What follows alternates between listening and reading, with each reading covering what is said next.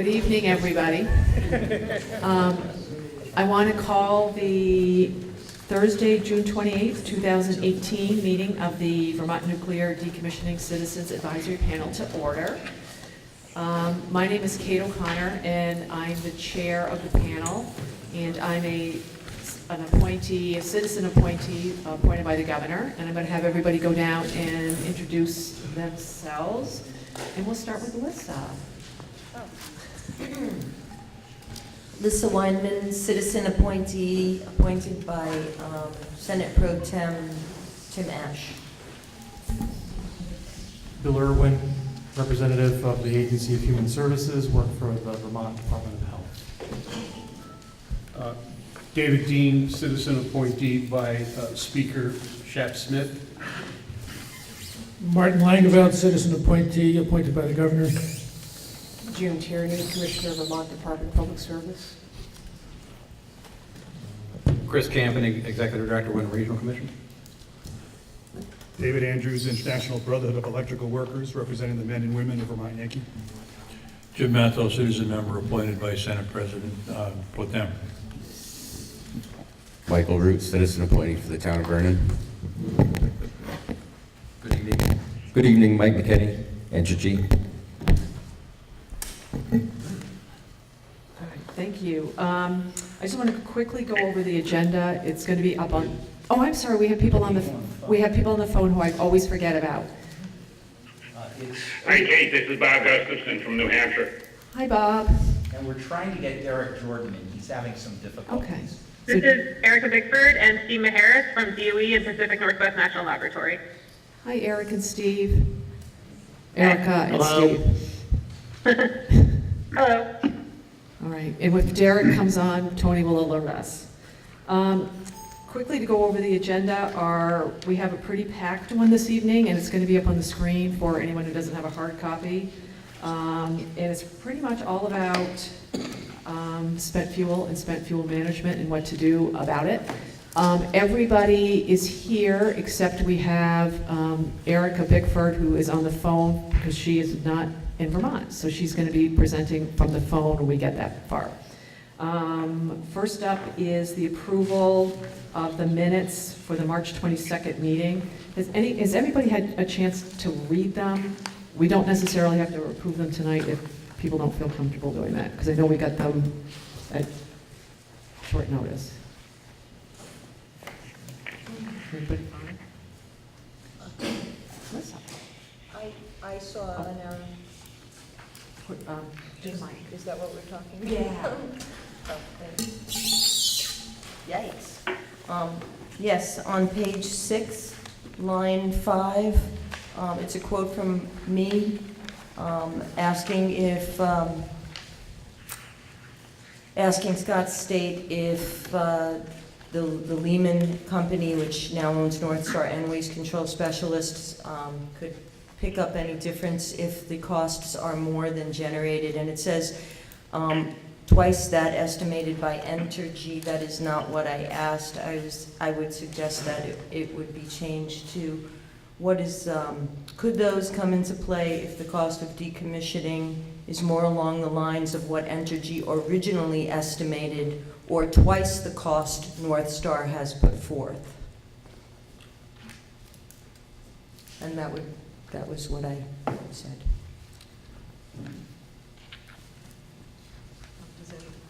Does anyone else have any comments or changes to the agenda? Not the agenda, the minutes? I'll move we approve them with Lissa's correction. All right, is there a second? Second the motion. We have a motion to approve the minutes. All those in favor, please say aye. Aye. Aye. Anyone opposed? Aye. Anyone opposed? Aye. The motion has carried, and we've approved the minutes. I'm sorry. David Dean is abstaining. Anyone else abstaining? All right. Thank you. Next up, we have our first presenter, Richard Saudek, who has been nice enough to come to talk to us.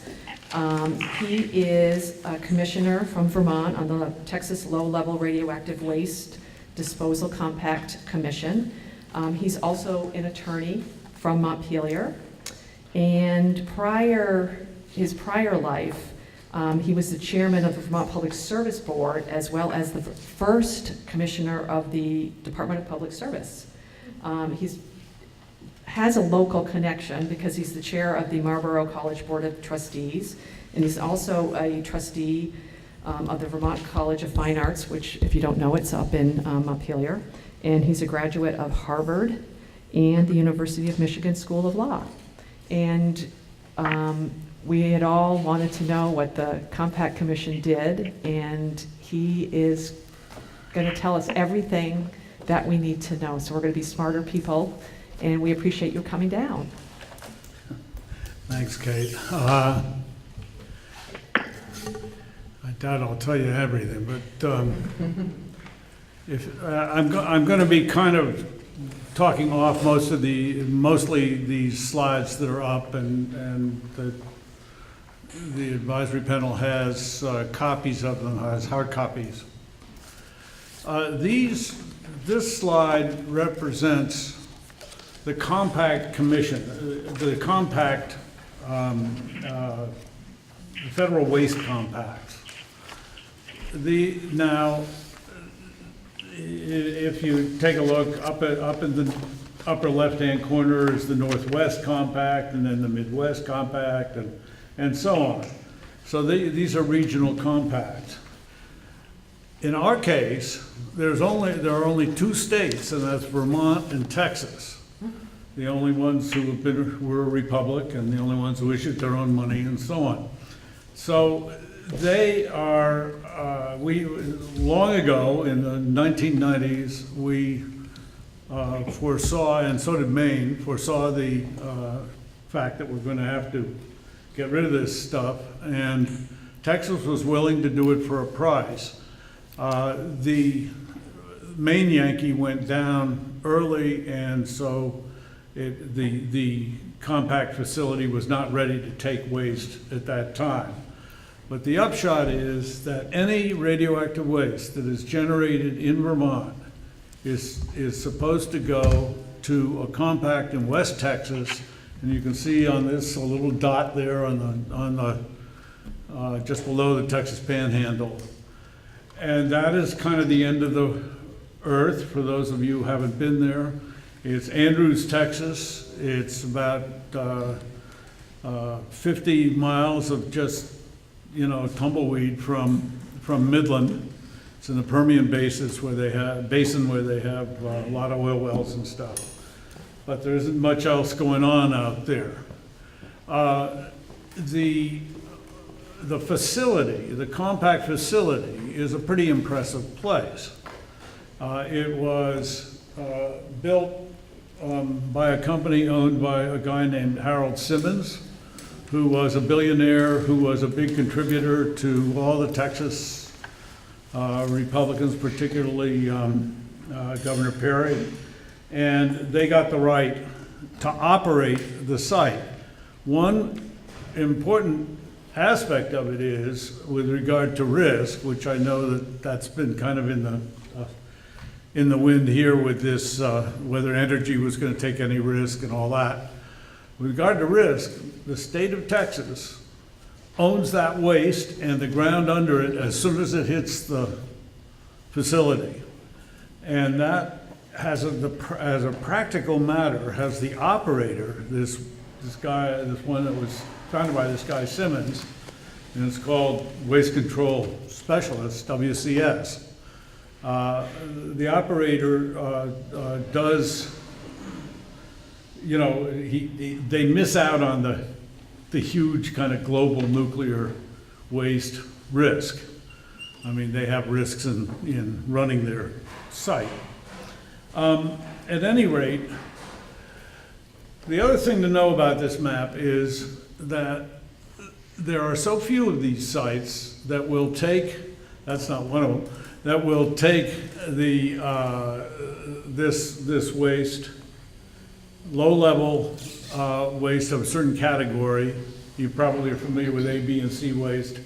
This is one I think of only two in the country. Barnwell, South Carolina, takes it for South Carolina and New Jersey and Connecticut, and we take it, the WCS site takes it from all the states, but those states have to get permission to ship into the compact facility. As a result, these days, by far the lion's share of the waste that's come into the compact facility is not from Vermont and Texas, it's from out of compact. And one of the things that the Texas Low-Level Radioactive Waste Disposal Compact Commission decides is on shipments out of compact shipments into the compact. Into the compact site.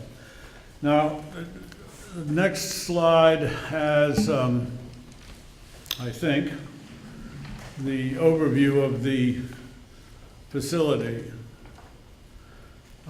This is the WCS facility. In any event, it'll come up in a minute, I think.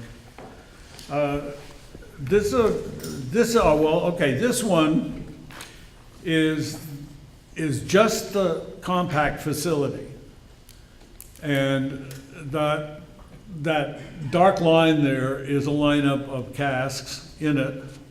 And it is, those little dots around the outside are big trucks. I mean, this is a big operation.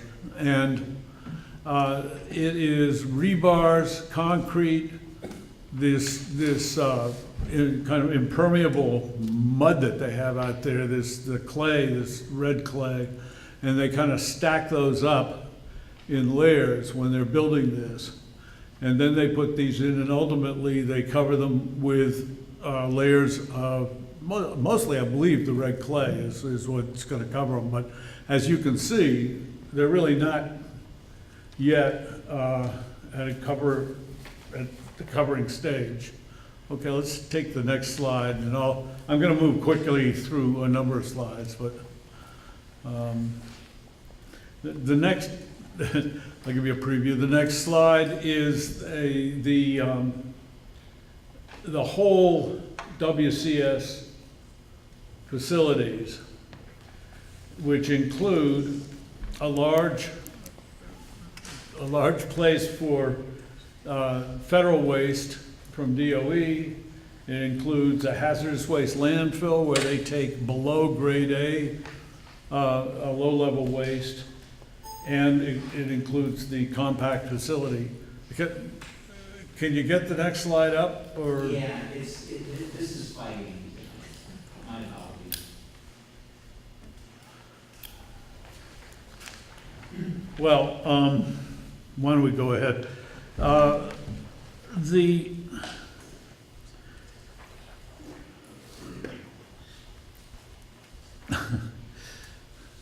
This facility was sited out there in West Texas, and there arose a concern when they decided on the place for it. The concern was that they showed a map, and they showed a map of the Ogallala Aquifer, which many of you may know is the largest aquifer in the United States. It goes way up to, like North Dakota and down to West Texas. And they were worried that it had been sited over the Ogallala Aquifer. So they did a Texas solution and remapped the aquifer, and voila, it wasn't there anymore. At any rate, yeah, that's the one. So the facility that I just showed you, that was on the previous slide, that rather large facility, is that little square down there in the lower right. And the big brown area is the federal facility. So the facility is overseen by the Texas Commission on Environmental Quality. They have people right there at the facility who monitor the waste coming in. They do periodic checks to make sure that the waste is categorized correctly. And the TCEQ is what they call it. They also set the rates for that WCS can collect. And those rates are kind of they're often bargained out between the utilities who generate the waste and the WCS. There we go, okay. So you get an idea. That straight line on the left is a road that marks the New Mexico-Texas border, which may orient some of you as to where it is. And it is an impressive place, and you'll see some of the things that they have. I'm going to kind of skip over some of these things that to just have written comments from WCS. You can see what they are. If you have any questions, that's fine. So Tony, can we kind of go, that one.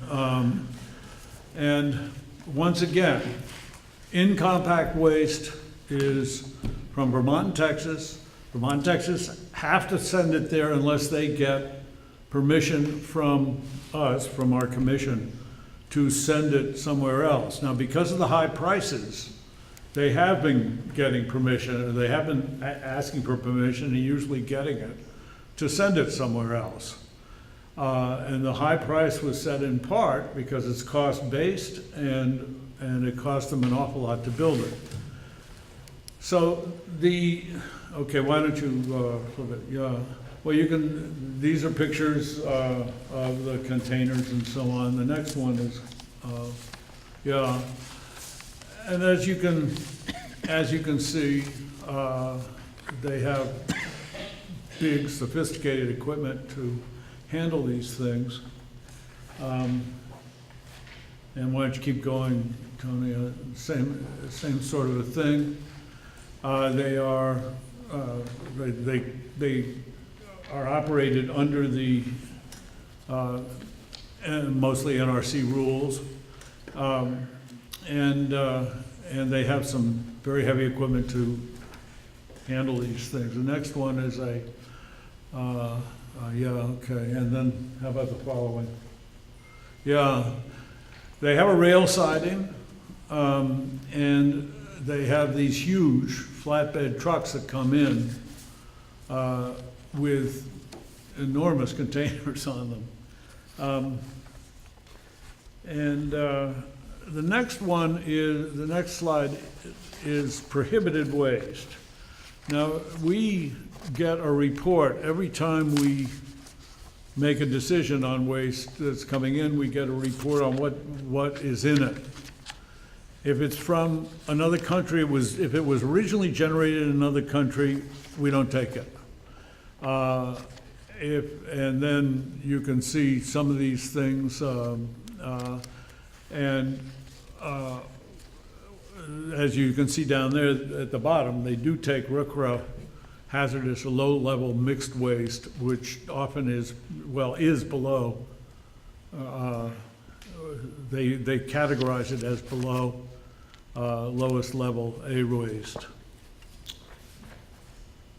And let's go to the next one. And you can. These are self-evident, and feel free to.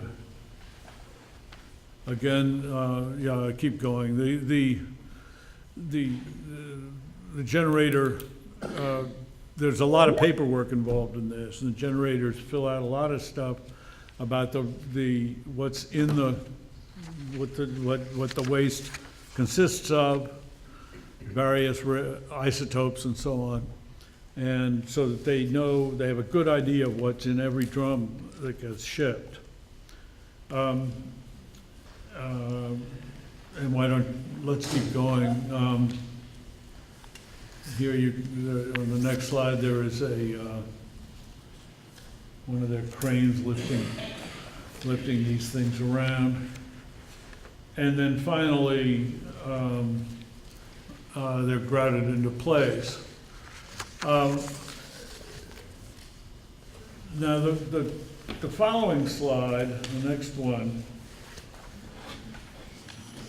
illustrates the one with the two pie graphs on it. Huh? This is your last slide. I don't know. You don't have it? Okay, well, sorry.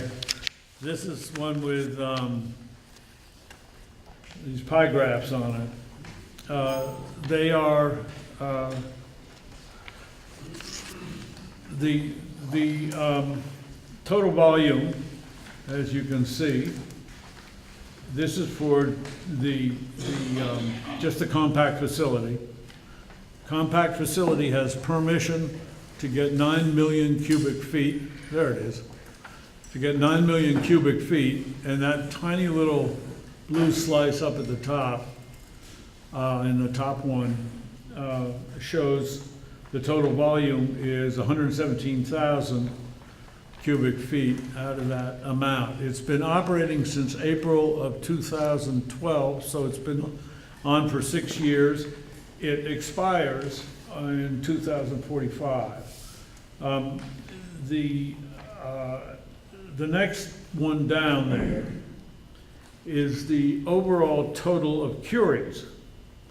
Now, this is measured in curies allowing for decay, so that this is not the number of curies that was actually shipped and received. This is the number of curies that they estimate is in there now. And of course, many of these isotopes decay rather quickly. So the next slide, if you have one, yeah, that table, which is hard to see on where it is, but that table shows the amount of both in-compact waste and imported waste. And if you notice, the volume of in-compact waste was 23,000 cubic feet over, since the beginning of since its beginning 6 years ago. The volume of imported waste from other places is 94,000, quite a bit more. The curie activity, if you add those two together, is about 453,000, and if you remember, on the previous slide, it was only 309,000, which accounts for the difference as it decayed. I guess that's about what I have. Is there another slide there? At any rate, what is Vermont entitled to deposit? It is the shipments of low-level radioactive waste from all non-host party states, and the only one is Vermont, shall not exceed 20% of the volume estimated to be disposed of by the host state, that's Texas, during the 50-year period. That's a lot of waste. And again, I think by any measure, we believe that it will comfortably take Vermont Yankee. Now note though, if Vermont Yankee waits, it's this, I can hardly say it, it makes me so mad, this 60-year period, they'll be beyond the 2045 date that this place is supposed to close. And it would be a scandal if Vermont had to wait all that long just to get that big plant out of here. But the estimated amount that Texas can put in there is so large that there's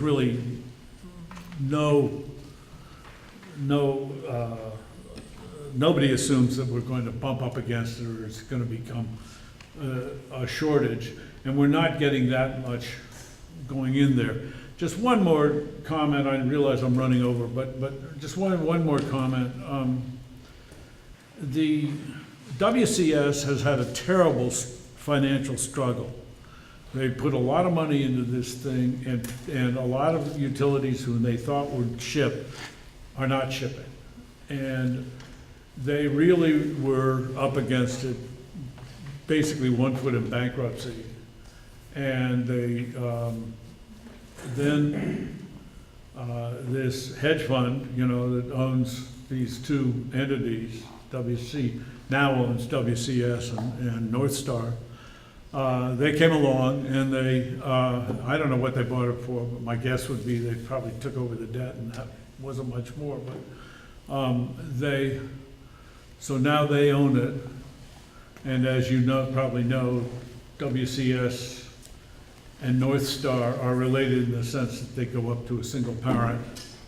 And that one fellow who's probably been here before, Stately, whatever his name is, yeah, he actually is in both companies, the top guy. There's a lot more to this, but I think I've tried to hit. Oh, one other thing, Texas gets 20% of any imported, of the fees for any imported. And that has ranged historically from about 3 million, which would indicate an import of about 15 million in a year, to 11 million, which would indicate 55 million paid by imports. It just goes all over the place.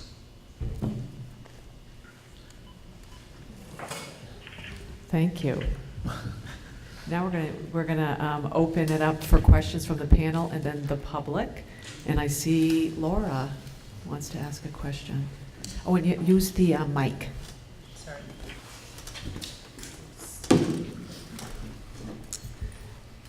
Thank you. Fairly new to the panel. Can you, I'm looking at this chart here.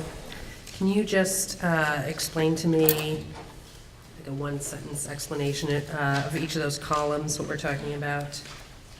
What's the question? Sorry. Can you give me a one-sentence explanation of what the columns are on this chart? Well, as you can see, you've got dates, and then the volume of waste. Okay. That is from Vermont and Texas, which is so-called in-compact waste. And the Curie activity is the next one. And so, you know, waste shipments vary wildly in Curie activity. Sometimes you can get a pretty high volume and very low Curies and vice versa, depending on the kind of waste and how decayed it is and so on. The imported columns are coming in from other states. And as I say, this is the only one that or one of, other than Barnwell, that takes B and C waste. And so they send a fairly high level, low level waste there. I mean, in other words, more radioactive than A waste. Okay, that's helpful. And then I just had one additional question on the line for September 1st, 2015 to August 31st, 2016. There's a abnormally large amount of Curie activity in the compact. Do you have an explanation for that? I don't know how to explain that other than the fact that probably Vermont Yankee shipped a pretty sizable bunch of, I don't know what, filters or that have resins in them and the sorts of things that have high Curie counts. But other than that, I couldn't tell you. We kind of take them one at a time as they come through. Thank you. Does anyone else on the panel have any questions? Yeah, Jim. Yeah, I might have missed a point somewhere along the line, but looking at this chart, there's a total of, oh, wait a minute, I might have answered my own question. The numbers on this side are in compact and imported combined? The numbers, yes. Okay, Yeah, that they is, show I was gonna ask about the the amount of discrepancy. capacity of the facility. So on the other side, if I add up the imported and in compact volumes, I'll get the total here. The volumes will be the Well, no, I total. won't. They will be 23,096 and 94,340, and that'll come out at 117,436. Yeah. The Curies, however, if you add the two Curie counts, you'll get about 453,000 in the table, but in the chart, you only get 309, and that's because they have accounted for decay Since they over went the in. years. Okay, so each shipment the decay of each shipment is calculated as it goes on, so you have a running It comes change. in, they know what, they are told exactly what isotopes are in there. We have, we look at that in our commission, and they will know, they will estimate the decay over time. They're not gonna open the drums and find out, but they'll estimate it. Thank you. Does anyone else on the panel have a question for Dick? Oh, Chris. Hi, Kate, this is Derek Jordan. Hi, Derek, go ahead. Okay, great. You said that WCS had been in serious financial trouble and that they were near bankruptcy. What would happen if they went bankrupt? Technically, what would happen would be the state of Texas would take over running the place. Initially, when they first conceived of this, the state of Texas thought it was going to run the place. But finally, this guy Simmons kind of persuaded them to turn it over to him. And but yeah, I think my understanding, we talked about this quite a bit on the commission, and our understanding was that the way Texas law worked, it would go back to Texas. Oh, and incidentally, one thing I didn't mention, which is not apropos of that exactly, Vermont has paid $25 million to be part of this. And it was paid by, as a practical matter, it was paid by Vermont Yankee in two $12.5 million payments.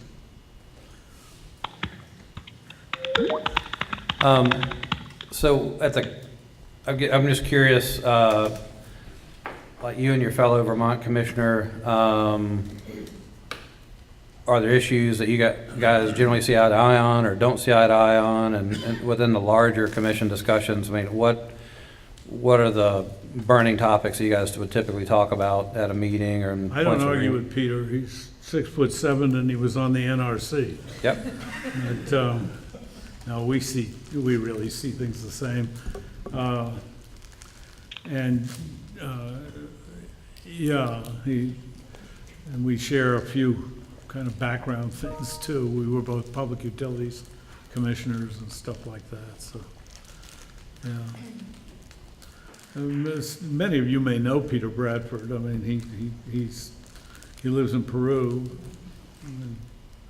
He was the chair of the Maine Public Utilities Commission, then the New York Public Service Commission. Then he was on the NRC, and then went back to Maine for another stint, and then moved to Vermont. But I guess, what issues of substance do you guys typically discuss at the compact meetings I'm sorry. At the compact meetings, what are the issues that are typically come up? What do you guys discuss? What do you make decisions about? Well, they're pretty routine, frankly. what we do is we have a couple of experts in this field. They are on the faculties of the Texas universities, and they are experts in radioactivity and radioactive substances. And they vet, we get these applications which have a good deal of information on them, and they vet them, and then they report on them. And then sometimes there are problems with them. I mean, sometimes it looks as if there's international waste in it, or something. Or sometimes they haven't filled out the whole thing. We try to be pretty meticulous about we don't fudge the applications. I mean, after all, we're dealing with radioactive waste. One other thing, they want to get into the high-level waste business, or they did, and I suspect that they're going to want to, going forward, eventually WCS is going to want to get into high-level, because they haven't been able to do it at Yucca Mountain, so they're kind of floating around the federal government trying to get some kind of permission to do that. So, and so the compact, when the compact meets, it's generally reviewing technical assessments from the university faculty and the assessments of what's been received. Is that does the compact get into the business management aspects of the compact, or is it more of a technical Not review? really, we don't, but we feel very, it's not a typical regulatory situation, because we do feel that it's terribly important that this waste facility exists and that it is healthy. You know, in the big picture, this is the best, by far, the best facility in the country, from what I've heard. And it's a tremendous advantage to at least have a really good one to go to, and we'd hate to see it fail. And I'd hate to see the state of Texas take it over. I mean, I think that private operators can probably do it better.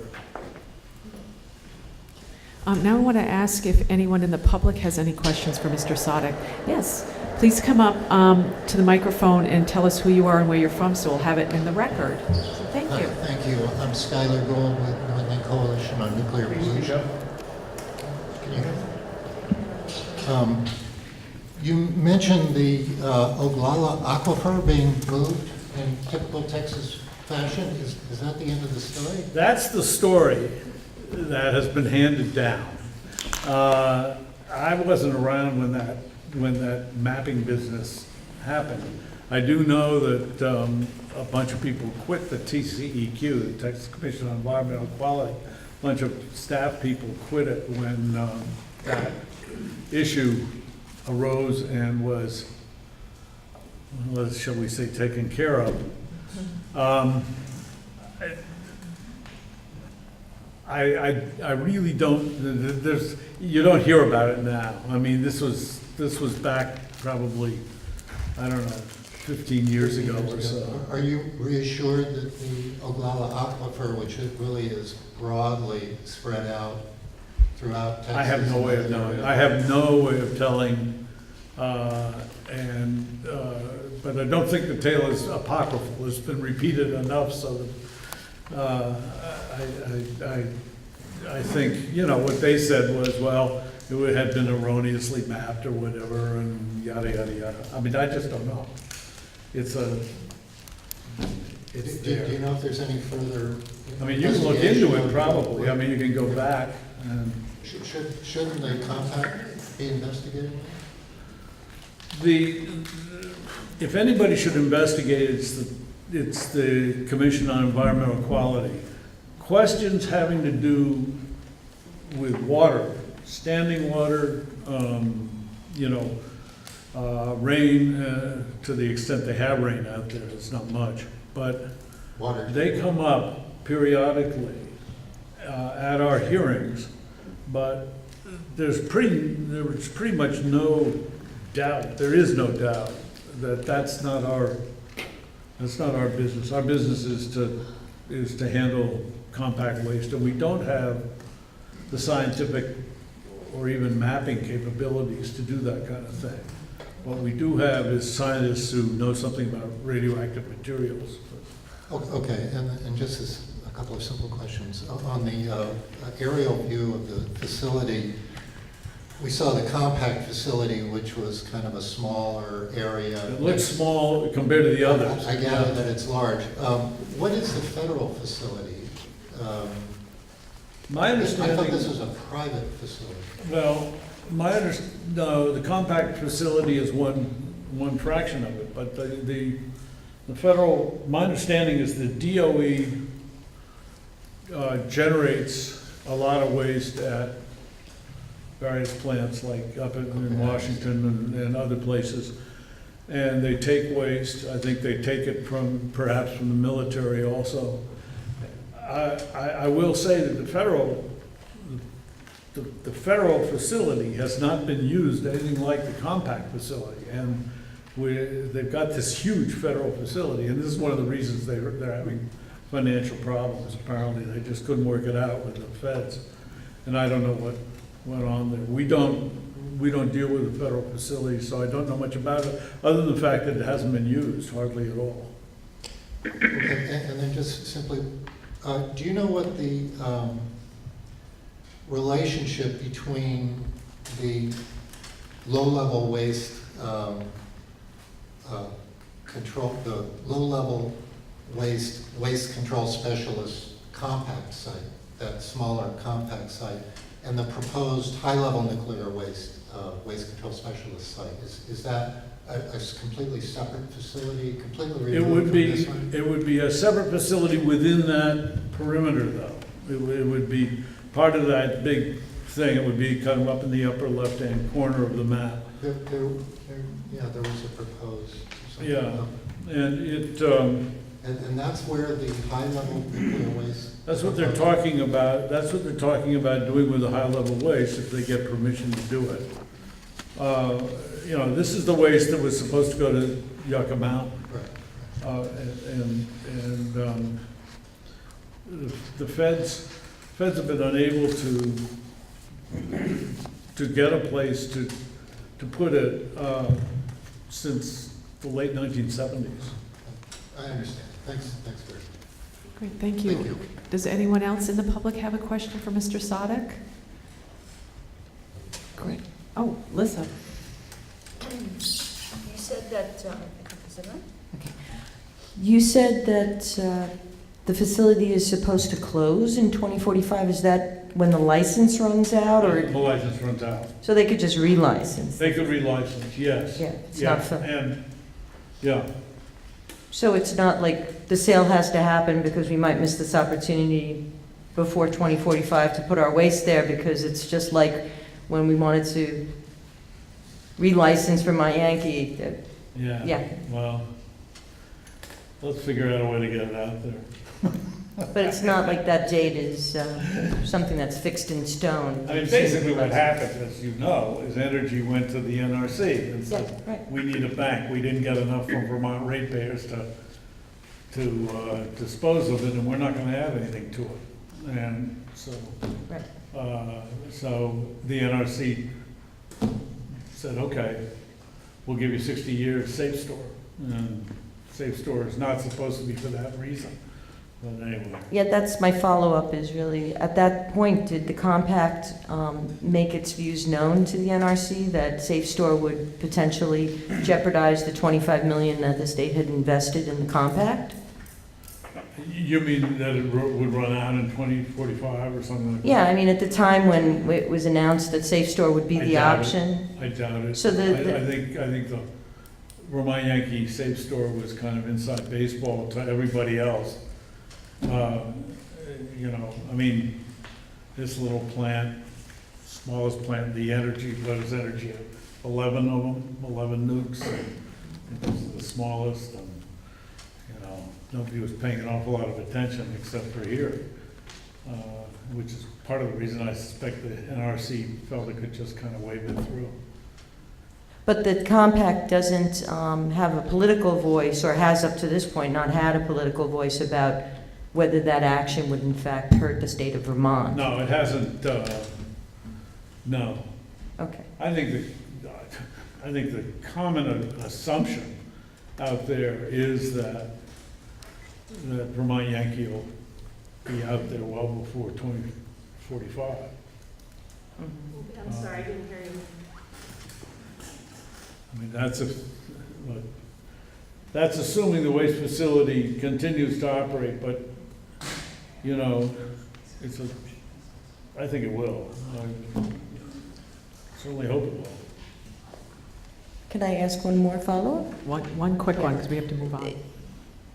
By virtue of your position, do you think it's likely that the waste control specialist will get permission to take high-level waste? And if so, when do you think that would actually occur? You know, I don't know. I imagine that they're working on the Secretary of Energy, who's the former governor of Texas, and knows the facility well. But when it went over, they were trying very hard, the old owners of WCS.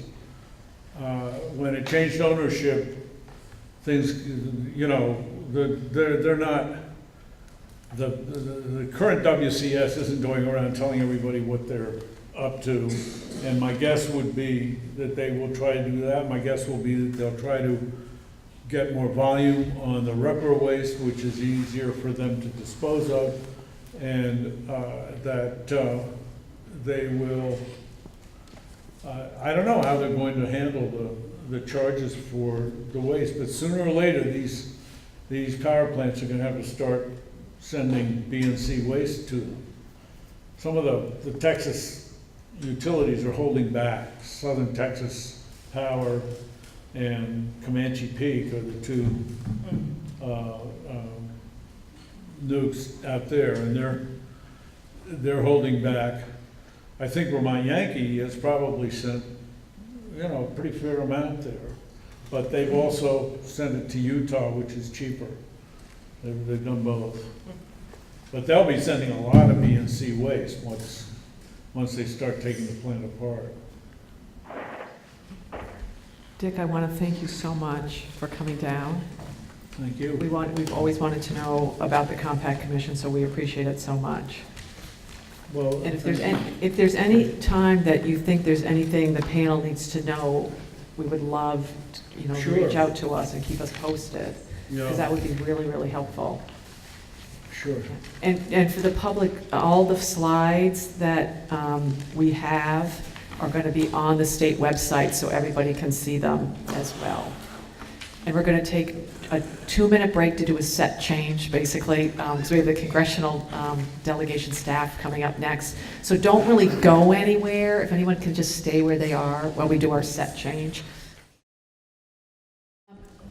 We're back, and I've just had a request from the people in the audience that we speak up into the mics, because apparently it's hard to hear there, it's hard for them to hear us. So, and we have 3 representatives from the Vermont Congressional delegation here tonight. We have George Twigg from Congressman Welch's office, Haley Perrow from Senator Sanders' office, and Tom Barry from Senator Leahy's office. And what I've asked them to do is just give us an update on anything going on in the world of nuclear issues that might be helpful for us to know. And I told them it's hard for us to keep up with what's going on in Washington, so we're all ears to hear whatever updates they have. So thank you so much all for coming down. We really appreciate it. And we'll let you do however you want to do it. Thank you. I'm Tom Barry with Senator Leahy's office. I cover environmental, energy, and agricultural issues for the senator. I'm not going to say much right now because we've sort of got the same information to convey. I'm going to hand it off to my colleague from Senator Sanders' office, who Senator Sanders has a seat on the Energy and Water, EPW, Energy and Public Works Committee, which has jurisdiction over these issues, and so in deference to that, and we have a lot of the same information to present, and then the congressman also has some initiatives, so I'm going to shut up for a while and hand this off to the others, and then be here to fill in any blanks and answer questions on behalf of Senator Leahy. Thank you. Thank you, Tom. My name is Haley Perrow, and I do outreach on energy and environmental issues for Senator Sanders. As you heard, the senator is on both the Energy and the Environment Committees, which many nuclear issues come across. And as you may have heard, the appropriations process for fiscal year 19 is underway. And the news that would be relevant to this group is that the Senate has passed an energy and water appropriations bill. And in that bill's report, we were able to get some language that Senator Sanders proposed included. And this would direct the NRC to better compile information on the economic, environmental, health, and safety impacts of decommissioning.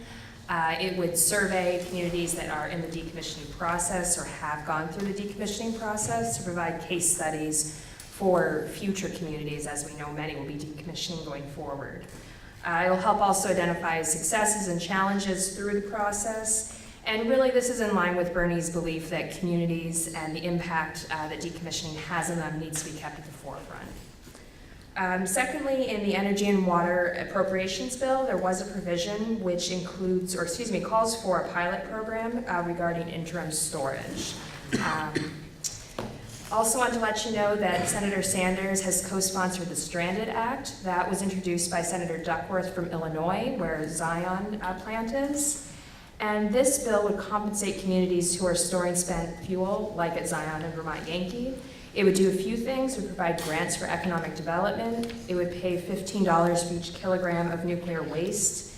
It would revive an expired tax credit that would give first-time home buyers that tax credit if they're buying a home in the community. And it would simplify the process for applying for government assistance. I believe the total amount for this bill put forward is $564 million, and Congressman Welch has co-sponsored this in the House, so I'll let George speak more to that. Then just a quick update on rulemaking. Right now there's a draft proposed rule that is currently with the NRC for review, and they had estimated they published that draft proposed rule, or the proposed rule, by July 31st. That date has been pushed back. Their best estimate now is September 28th. And once that's published, the public comment period will be 75 days. And they assume that they would have a draft final rule to the commission by the fall of 2019 and a final rule in place by 2020. And with that, I'll turn it over to George.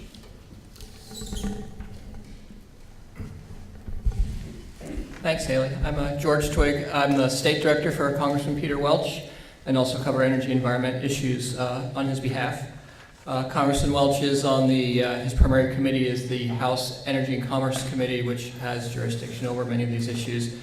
And indeed, he's been dealing with this issue in one capacity or another, going back to some of his days in the state Senate with some of the legislators who are still here today with us. Representative Dean. So he's familiar with this issue from a few different levels. I'll just touch on a couple of things going on in the House right now. House Representatives. One is as Haley mentioned, the House version of the Stranded Act, which would provide payments to host communities such as Vernon. The way the math works for this bill, our estimate is that this would provide about $10 million per year to the host community in compensation for the fact that the federal government has not lived up to its end of the bargain for removing this waste from the host community. That is currently in committee, and we'll see where that goes. Second bill I wanted to mention is H.R. 3053. This is authored by Congressman Shimkus. But Congressman Welch voted for it. This passed the full House on May 10th on a bipartisan vote of 340 to 72.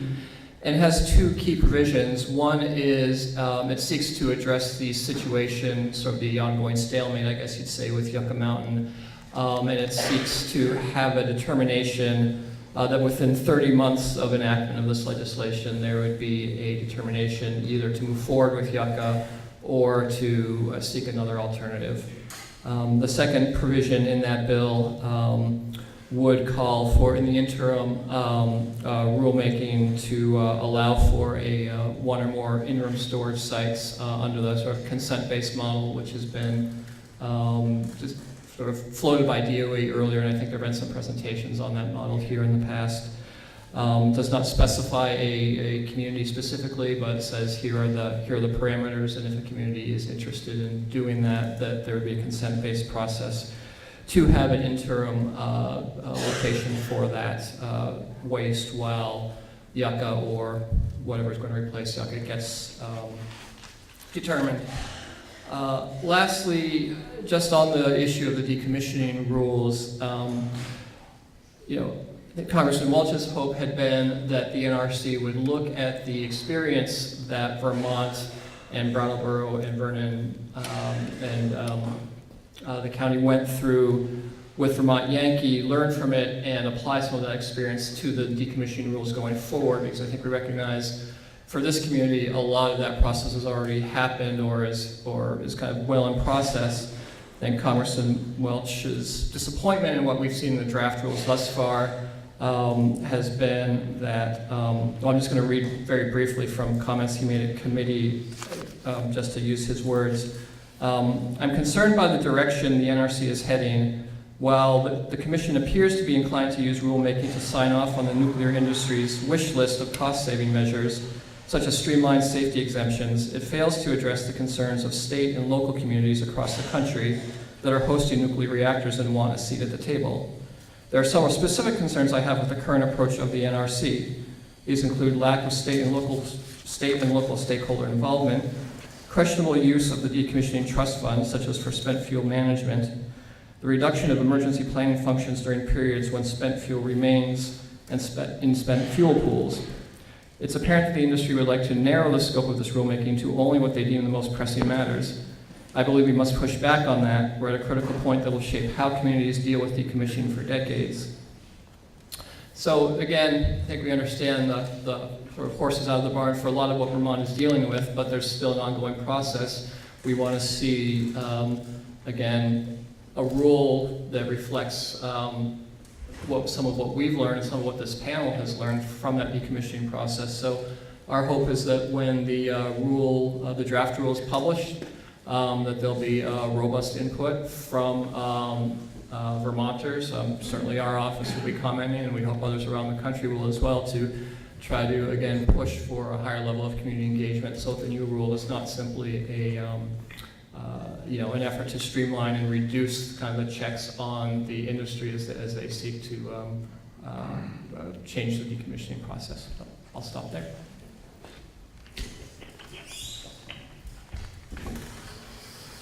And I have one more update that comes out of the appropriations process for FY19. Senator Leahy is the vice chairman of that committee, the ranking Democrat on the Appropriations Committee. And he has secured language in the bill that funds the Economic Development Administration, as it's been marked up by the Senate Committee, that instructs the EDA to report to the committee on its work to support communities that are going through plant closures and to prioritize assistance to those communities within its programs. And I've got the full language here and could go through it, but it does flag for the second year in a row. This was also in the FY18 appropriations language for the Department of Commerce, the necessity for the EDA to lead efforts across the executive branch in supporting those communities that are going through the decommissioning process to help mitigate the economic impacts of the decommissioning on those communities. Great, thank you. Now we're going to interrogate you. And does anyone on the panel have any questions? Oh, David.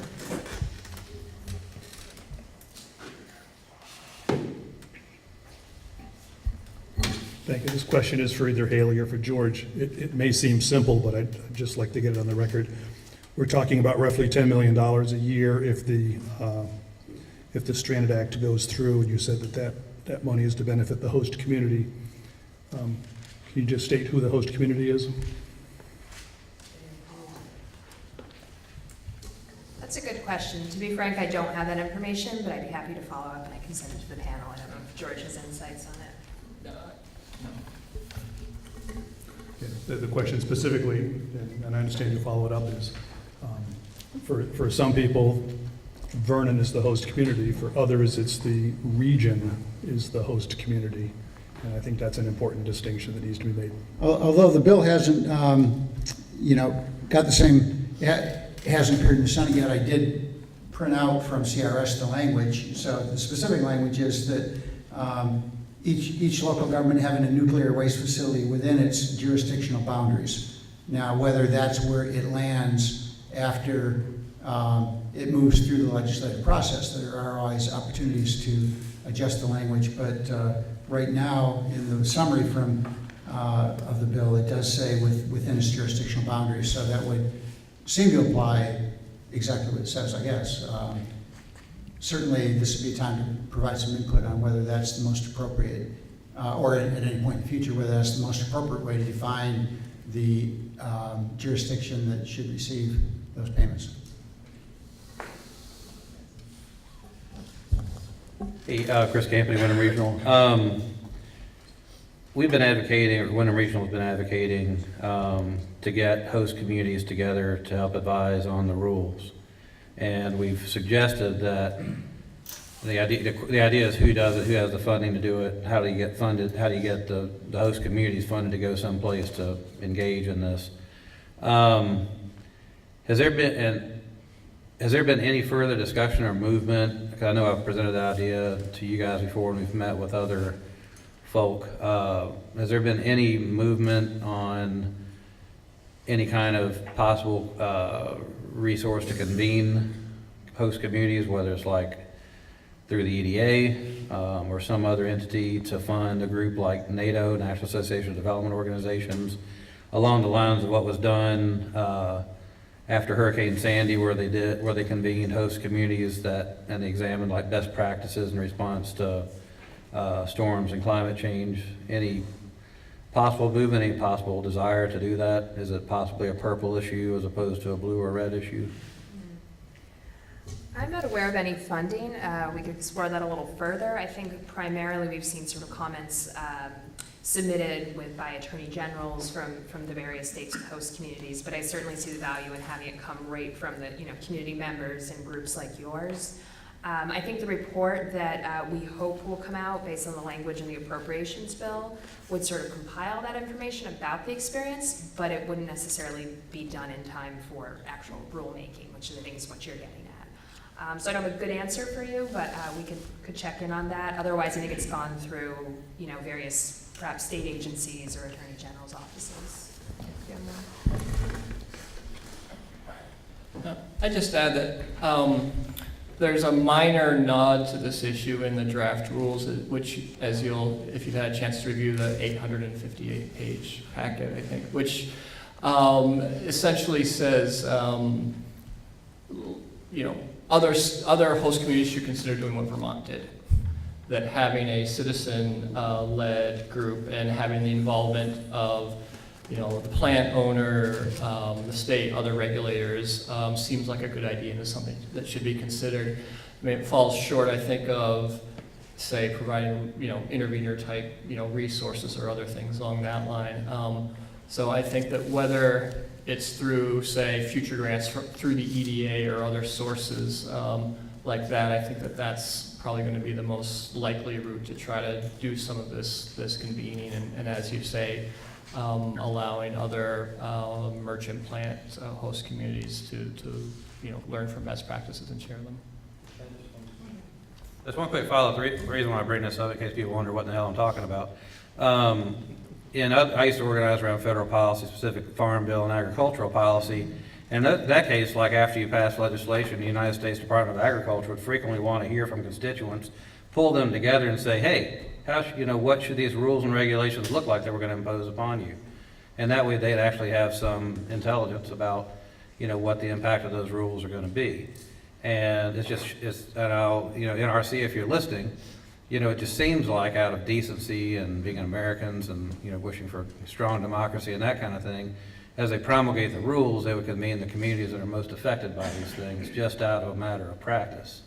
But instead, the response we got was, well, if you guys organize yourselves, we will consider possibly having a hearing. Well, it's not that easy for host communities to organize themselves. It requires somebody with the resources to organize all of those, to provide input, even if it's developing like a common platform to submit common comments and finding kind of a consensus platform about what would be good policy that supported those communities when a plan eventually closes. So I'll just make the plea to you at NRC again. I would imagine they could do this under their own will if they want to. Otherwise, they just kind of whistle past the graveyard and just say, we'll do whatever we and Nuclear Energy Institute want to do.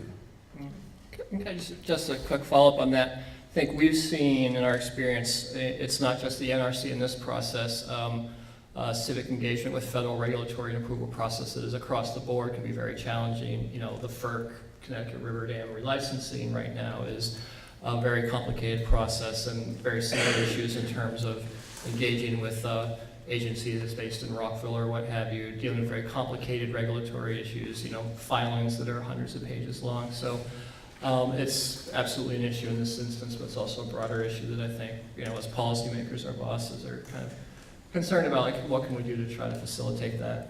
And I just want to correct myself, the 858-page report, it was actually the PFOA report, not the NRC rulemaking, so I had them confused, sorry.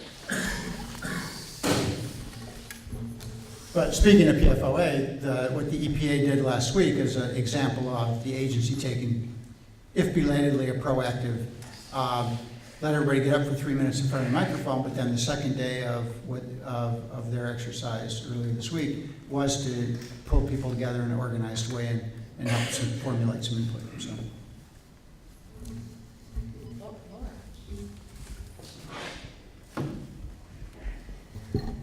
Thank you. Happy to hear updates on both of these important opportunities. I do want to encourage and thank Senator Leahy with regard to getting this encouragement to EDA to assist and prioritize communities that have been impacted. And just want to really encourage the continuation of that. We don't have, as you all know, and you've heard said a million times, and maybe it's been said here prior to my being on here, but there is nothing like a base realignment for communities and regions and economies that are hit with a nuclear plant closure. And so these are important steps in the right direction. It's not enough at this point, so we would hope that this would be steps into something that was more permanent and substantial for economies that are hit with these kind of losses. So thank you for your good work, and please keep going. Any more questions from the panel before I turn it over to the public? So, HR 3053, you're all supportive of that legislation? I would say it's only in the House. There's no Senate companion? There's no Senate companion as far as I'm aware, but it is now in Senate EPW committee, which Senator Sanders is on. I don't believe, Senator has a position on that yet, but it'll certainly be something that we'll be looking at more closely. I checked in, and so far there are no hearings scheduled, so I don't know what the process would be if it really will move forward. It might not, because the key thing that this bill calls for has been potentially circumvented by what you just mentioned, which is just what Waste Control Specialists in Scott State have been fighting for, which is the pilot facility. So what you're saying is in the Senate Appropriations Bill, there is language that would create a pilot facility to take high-level nuclear waste away from places like Vermont, Yankee, and put them at a facility, or was a facility identified? Do you know? I don't believe believe there was one identified, and this was in report language. So I'd actually defer to Tom on the appropriations process and the report, whether that would actually move forward. But there is a provision, I believe it's provision 304, and I could get detailed information for you on that. Do you know more about it? Because that is that is the critical thing for us here, actually, tonight.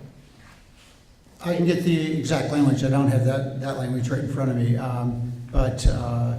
In concept, certainly Senator Leahy is supportive of this, but the bill does need to move through the committee before we know exactly what we're talking about. I can get the appropriations language for you if you don't have it right handy. And that was something that came in during the after the committee process. So Senator Leahy is supportive, as is Senator Sanders and Congressman Welch, of an interim storage facility as opposed to one centralized storage facility as called for in the Nuclear Waste Policy Act? I'm sorry, I was looking at the language. The specific question again? I'm trying to figure out whether you're all in agreement that you would like to see an interim storage facility as a pilot interim storage facility move forward, or any interim storage facility as called for in the House Bill 3053 that would allow high-level nuclear waste to be sent to an interim facility as opposed to the central repository that has previously been identified as the goal. Senator Leahy is in favor of a central repository, and whether the quickest way to that outcome is through a permanent or an interim, would remain to be seen as far as what the legislation looks like once it's written. But he is supportive of that outcome of having a central repository as soon as it can be responsibly accomplished. Comparing an interim to a permanent is difficult without knowing what the legislation looks like for interim. The devil on this sort of thing is definitely in the details.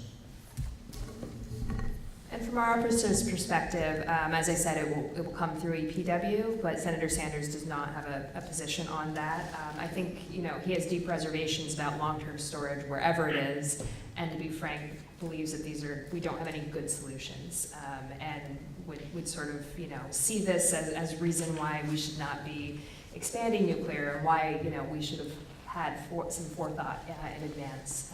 So I think it'll be yet to be seen in EPW as it moves forward. I'll just add, as I mentioned, Congressman Welch did vote for 3053 coming out of the House. His belief is when Vermont agreed to host a nuclear facility, the federal government's part of the deal was to identify, construct a permanent repository and not leave the waste on the banks of the Connecticut River. His view of 3053 was it seemed like a step in that direction, sort of on two tracks, and that it sort of, tries to drive towards a decision on are we going to do something with Yucca or not, and actually restart that conversation. And in the meantime, to identify a potential interim storage site as well, that knowing that even if Yucca, were approved, or another site, that the time, there's will be a significant amount of time before anything would actually be relocated there. One last follow-up on that, just regarding the appropriations and the pilot facility. So what's the next step on that then now? Does the House have to go into conference committee about the appropriations bill with that and see if that language survives? Or? I believe so. As far as I'm aware, it's only passed the Senate.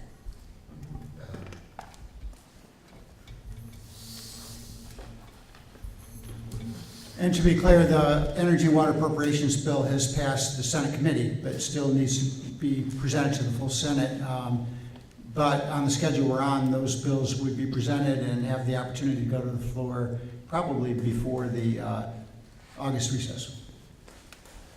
So, meaning during the month of July, we'll probably see that bill on the floor of the Senate.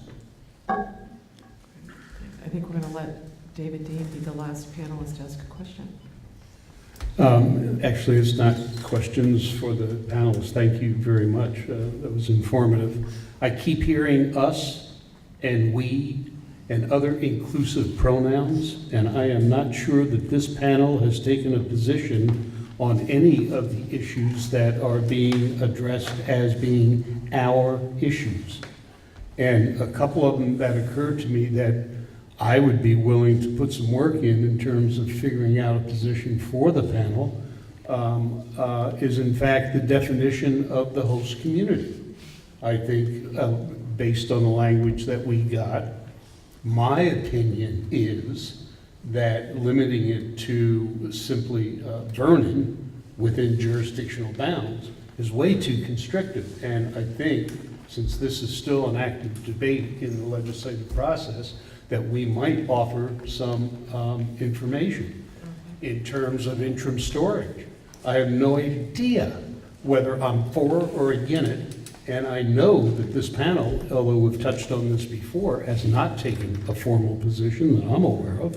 And in fact, it might be instructive for our national delegation. So, I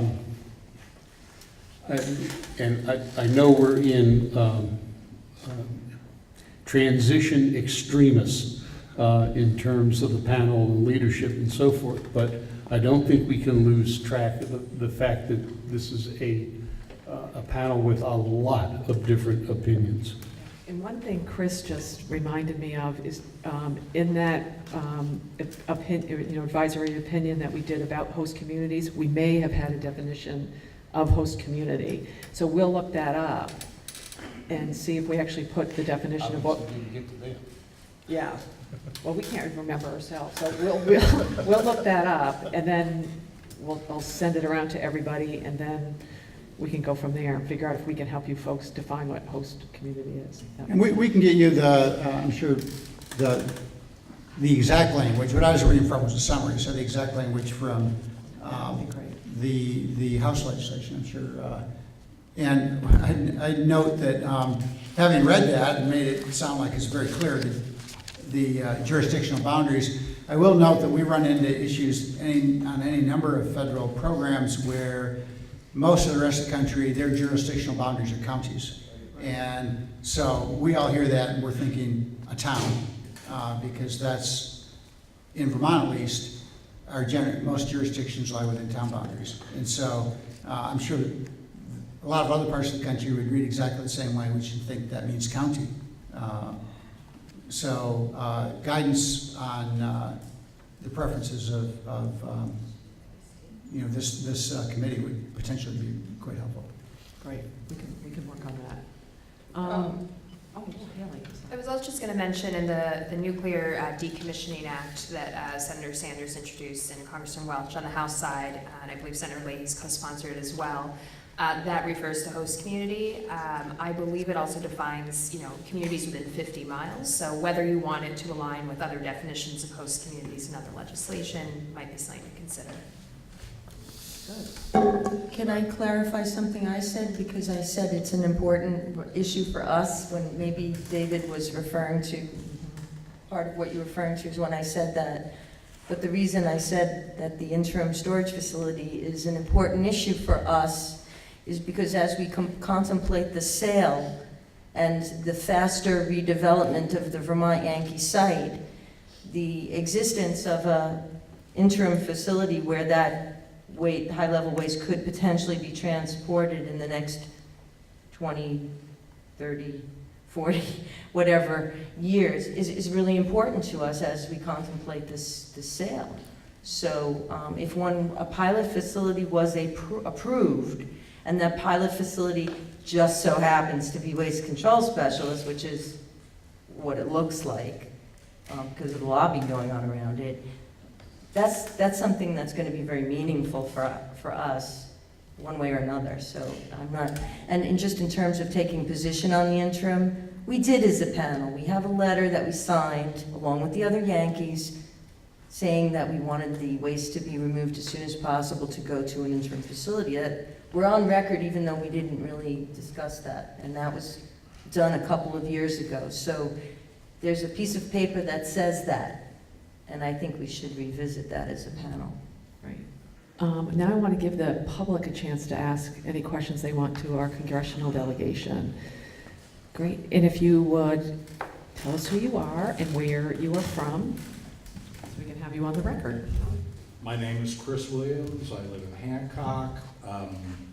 I work with the Citizens Awareness Network, Vermont Yankee Decommissioning Alliance, and the Nuclear Information and Resource Service. First question. I appreciate hard-working congressional staffers, and you might not want to go on the record publicly, but the host community bill that we've been speaking of, or whatever the title is, what are the realistic chances it's going to get anywhere in the near future, given the political climate we all live in?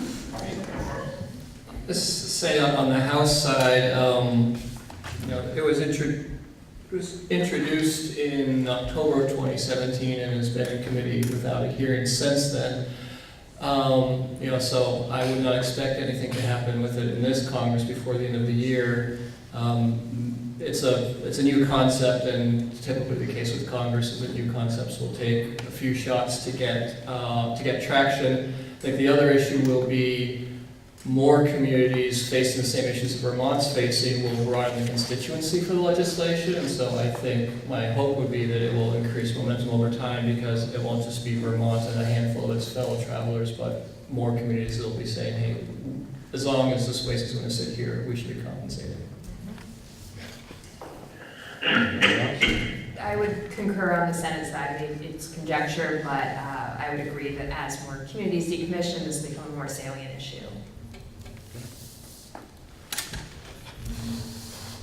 And I agree there's any number of pieces of legislation that quietly move forward while, we all wrestle with each other over higher profile issues. And ones that do tend to get some traction have a couple things in common. And where they're more regional than partisan political, they do have some chance. And in this case, there's communities of every stripe that are facing this political strife, number one. And number two, if they're somehow paid for and don't need to find a whole lot of new revenue. And so I think that would be key in whether this bill moves forward, will be to identify the source of those payments. And if that can be done, there's probably a reasonable chance that it can move forward. Okay. Now, I want to talk a little bit about the HR 3053. And of course, the first part of it is Yucca Mountain. And I understand it's designed to take another look at it, but that's one way to look at it. There are those who look at the legislation and say we want to railroad Yucca, back open. I don't like beating dead horses, and I thought I had beaten this one into the ground a long time ago, but it's back, and I'll be very brief. The science taught us back in the 80s, stable geology, keep it dry. I've spent a lot of time in Nevada, not recently, but back in the 90s and the early 2000s. Yucca Mountain, you have to Google, if you haven't, or if you don't know about it, Google Bow Ridge Fault, B-O-W Ridge Fault. It runs right under Yucca Mountain. Nevada is the second most seismically active state in the lower 48, which just doesn't fit the science of stable geology. Second, the place is made of volcanic tuff, different kinds of volcanic tuff, but it's porous. The tunnels that we've bored into that mountain are like saunas. They're wet. The answer way back when was, we'll put titanium drip shields over the casks. Okay, so all I'm saying is, we've been there with Yucca. There are better places that science can lead us to deal with this perplexing problem. I, like everybody else, want that waste out of Vermont, but I don't want to send it someplace where it's going to create a problem down the line, a big problem. That said, to just move on to the interim storage sites, it's a parking lot. It's a parking lot like the parking lot we have down the road. Whether it's a parking lot in a better place, we could go round and round and round. But if you open an interim facility, it does what a lot of people want. It gets it the hell out of here. But it sends it someplace else. Peter Welch has mentioned over and over again about environmental justice concerns. Citizens Awareness Network has brought residents from Andrews County, Texas, to Vermont. This fall, we're going to bring more people from both Texas and New Mexico to Vermont and New England to tell people how they feel about dumping on their community. And lastly, on interim storage, it entails us moving it twice. Moving it once, somebody's going to do a presentation here. Moving it once is a big deal, and a risky deal at that. Moving it twice just makes it that much more of a problem. We should be thinking about hardening this site by building berms around the casks that are in place while we go through the process. But I would encourage all of our congressional delegation to really push something that I know isn't getting a lot of traction these days in Washington, but push science. It was science that created this mess. It was incredible science that created this mess. We need to bring science back to the fore here and apply the best science we have and honestly figure out where to put this place for the long term. Thank you. And I just want to say thank you, Kate. If I don't see you sitting in the chair again, I appreciate the hard work and actually the hard work of the whole group. But thank you for your leadership. Thank you so much. We have we have time for one. Would you like to be our one more citizen question?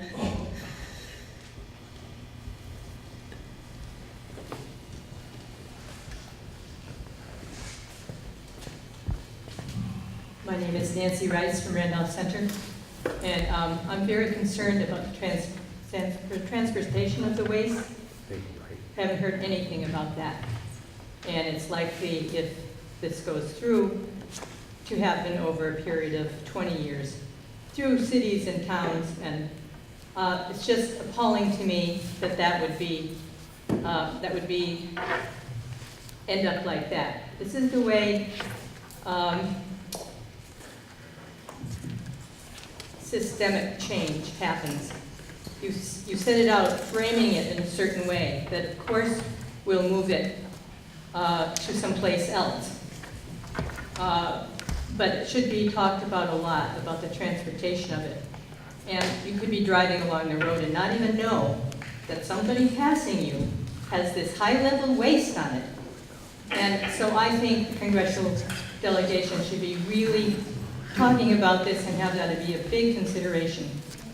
Of course, there is no good solution to this problem we've been stuck with, and everybody wants not to have it there, but I don't think it's an improvement to set up the rules so it's going across our highways and railways and waterways too, I think. And then it suddenly appears as though that's the way it is. I don't think that's the way it has to be. Thank you. Thank you, Nancy. Before we let you folks go and we take a little bit of a break, Chris Campney is going to read. He found that we did define what a host community is and whether we still believe that's a host community or not. I'm just going to let him read it, and then the discussion can be for another meeting. So in the advisory opinion that we passed on November 12th, 2015, effectively and substantively engaging host communities in Nuclear Regulatory Commission reactor decommissioning rulemaking, we have an asterisk, host communities. Those where nuclear facilities are sited and include all those within the operational facility's 10-mile emergency planning zone. And I reckon you guys got a copy of that. All the panel members voted in favor of it, with the exception of Diane Becker and Steve Skidnowski. I will make sure you folks get a copy of it, because we did that. We did that 3 years ago. And I just quick, for my part, while we're here, I was trying to look up quickly the definition in the statute of host community. And it took a little bit because it leads to a cross-reference. Another part of federal statute. But the upshot is the definition they have here is the term unit of local government, which is what would be eligible for the payments, means any borough, city, county, parish, town, township, village, or other general purpose political subdivision of a state. So it does not, but it does not specify between those, apportionment of, say, the county versus the town or city. But that's the language, and certainly will follow the further clarification to see if the intent is any clearer in terms of whether the statute speaks to that or whether there has to be some kind of rulemaking process depending on the configuration of the host community. So we'll get back to you. Yeah, that's great, thank you. And Chris is going to email you that advisory opinion right now. And I want to thank you folks for coming down. We thank you also for keeping us posted along the way, because you do. And I'm sure we'll ask you to come back again.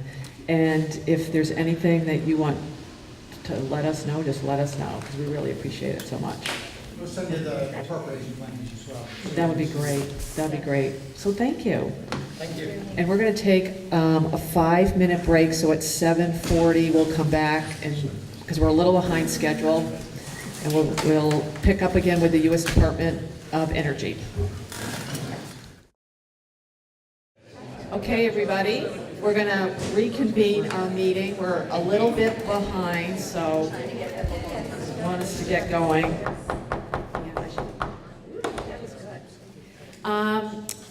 We're pleased that we have Erica Bickford, who's the Transportation Program Manager at the U.S. Department of Energy in the Office of Nuclear Energy. And Erica is calling in, and we really appreciate it. And what I did is, based on our last, I think, couple of meetings, I've asked her if she would give us an update on the spent fuel storage and transportation activities. And she is calling in from afar. So Erica, we really appreciate it. And what we're going to do when we get to the question time is we'll make sure that we identify ourselves, since we're just sort of voices without faces. So I'll turn it over to you, Erica. Great, thanks very much for the invitation. Tony, real quick, can we get this in full screen just so all the slides are readable for folks? I think if you hit the function 9 key, you can get the view option back. It's not working. No? Okay. F9 is not working. Yeah. All right, we'll go with this. Thank you again for the invitation. My name is Erica Bickford. I'm a Transportation Program Manager at the U.S. Department of Energy in the Office of Nuclear Energy. I'm joined by my colleague here, Steve Maharis from Pacific Northwest National Laboratory, who's our subject matter expert on shutdown nuclear power plant sites, including Vermont Yankee. So he's going to help me field some of your questions. All right, next slide.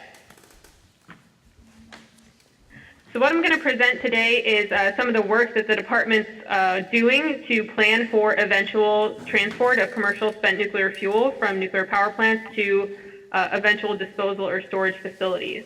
And just as a disclaimer, the work that I'm going to present is technical analysis that we've done that may or may not take into account contractual limitations under the standard contract. So what this means is the Department of Energy, back in the early 1990s, entered into contracts with utilities to pick up spent fuel, and at that time, eons ago, it was expected that the fuel would be moved as bare fuel, so sort of single fuel assemblies at a time, and that's what's written into the contract. However, many decades have passed, and now we have fuel that has been put into canisters and put into dry storage, and under the contract, that's not an acceptable waste form. So while we do analysis that looks at transporting canistered fuel, that is a disconnect with the standard contract, and so to that extent, the provisions that are in that contract do prevail. All right, next slide. So Tony requested a presentation indicating that the panel was interested in better understanding how transportation of spent fuel would occur.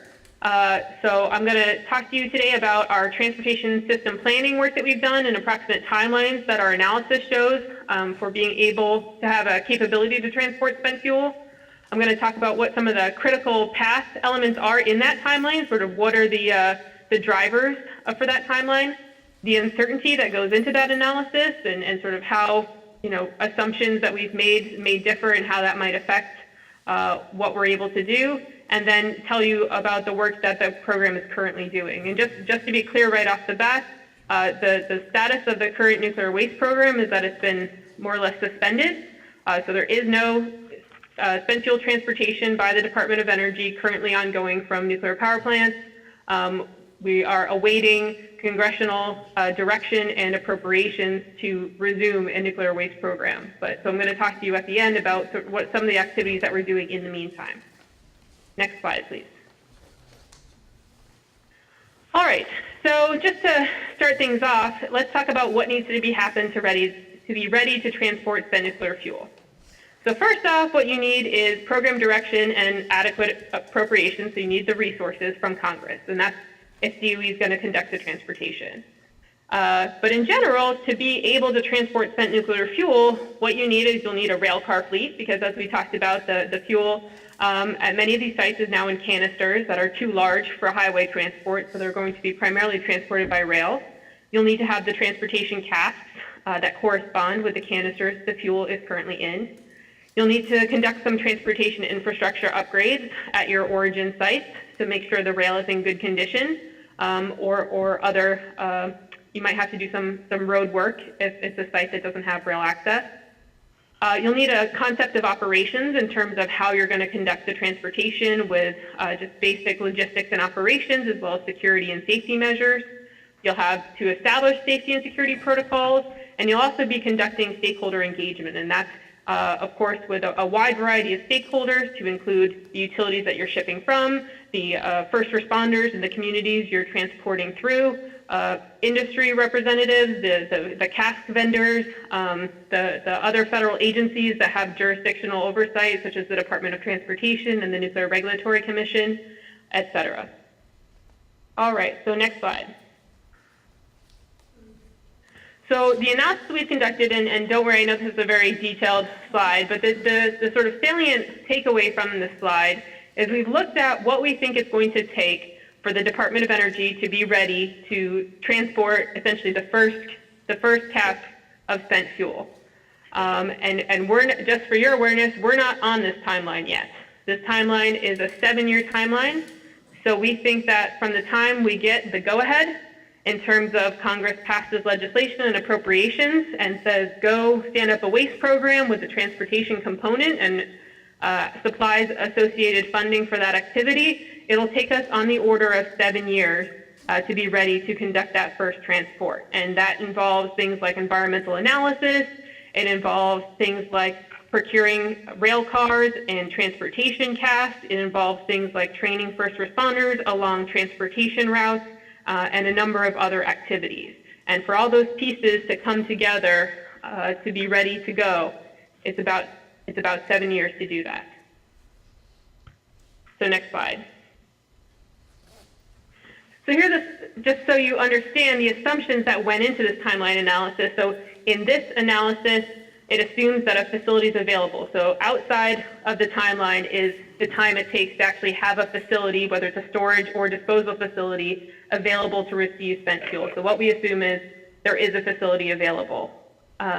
We also assume that DOE is responsible for conducting spent fuel transportation. I think it's been talked about earlier tonight, and you all are probably aware that there are some private initiatives to stand up private spent fuel storage facilities. Those do not have any involvement of the Department of Energy, and some of the proposals out there would involve spent fuel transportation independent of the department. So that is a different regime that we'd be looking at. We assume, I said, as spent fuel is transported in dual-purpose canisters as it's loaded at the origin site. So, for example, at Vermont Yankee, you have fuel loaded in Holtec cans, so we would assume that we'd be transporting the fuel in those Holtec cans. We also assume that we're going to kind of do a crawl and then a walk and a run. We're not going to hit out of the gate transporting from 40 sites at once. You're going to slowly increase your level of shipping activity over time. And we also assume that you already have your design for the rail car to transport spent fuel. And what we call that is it's an S2043 rail car. That's the Association of American Railroads design standard for a rail car to carry spent nuclear fuel. And the DOE is currently embarking on a design process for that rail car, and it's currently slated to be complete sometime around 2022. All right, next slide.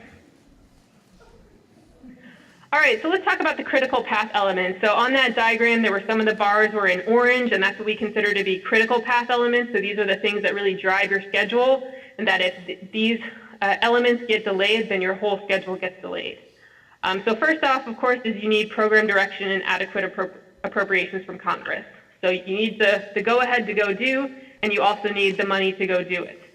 Next, we have the NEPA process, that's the National Environmental Policy Act process, and a record of decision. So this involves environmental analysis of the activity that you're conducting, and then the department has to evaluate all the analysis that feeds into this, and then come up with a record of decision, which is the official departmental approval to go and enact the project. And before you have that record of decision, you are able to enter into contracts for things like purchasing CAS and rail cars.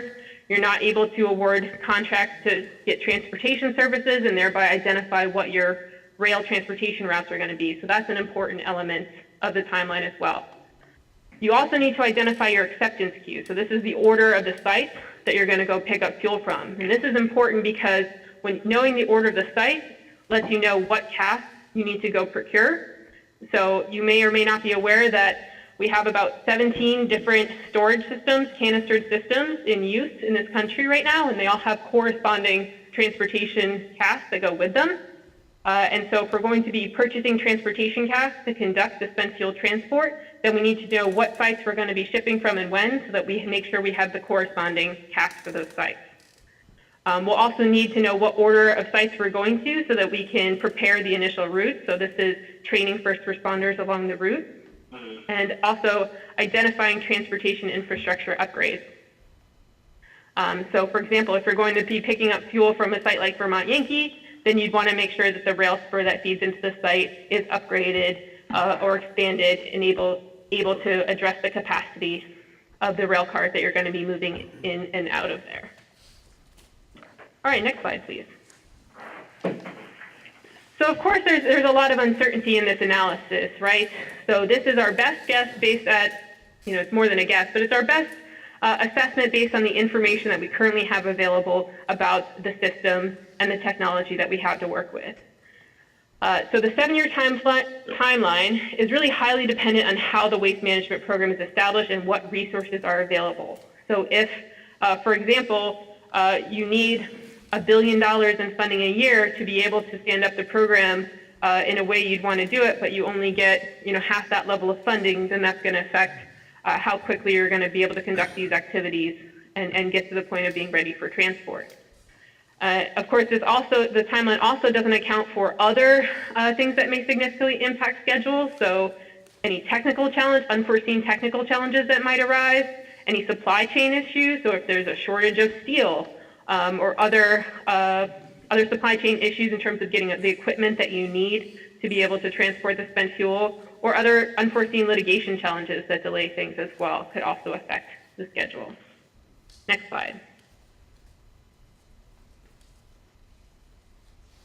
Okay.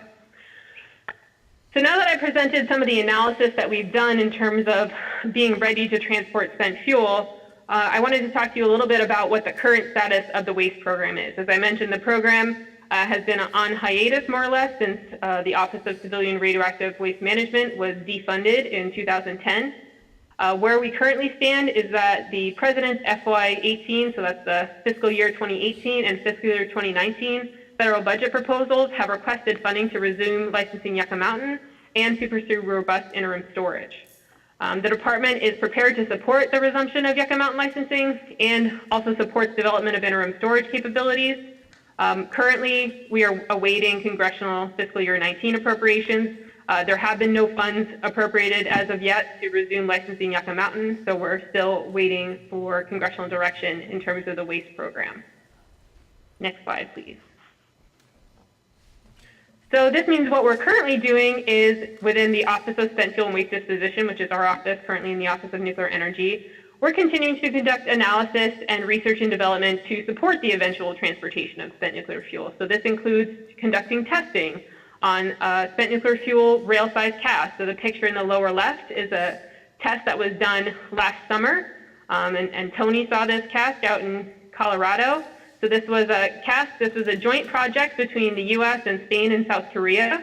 The cask came from Spain. It was loaded with surrogate fuel assemblies. So these are weighted pieces of metal that had instrumentation on them for accelerometers, loaded into a real spent fuel cask that had been modified for research purposes to allow things like leads and power cords and things like that.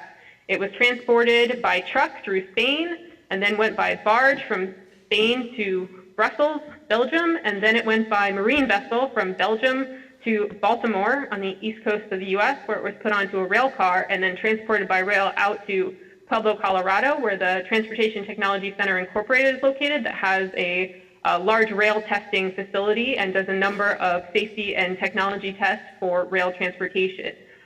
We observed the test last summer where there was a coupling test, which was sort of connecting the rail car with conjoining rail cars to latch them together or couple them at different speeds, and then the data from that will measure what was the sort of the jolt or impact to the fuel from that, and is it problematic or is it not, based on what the design basis for the package and the fuel is.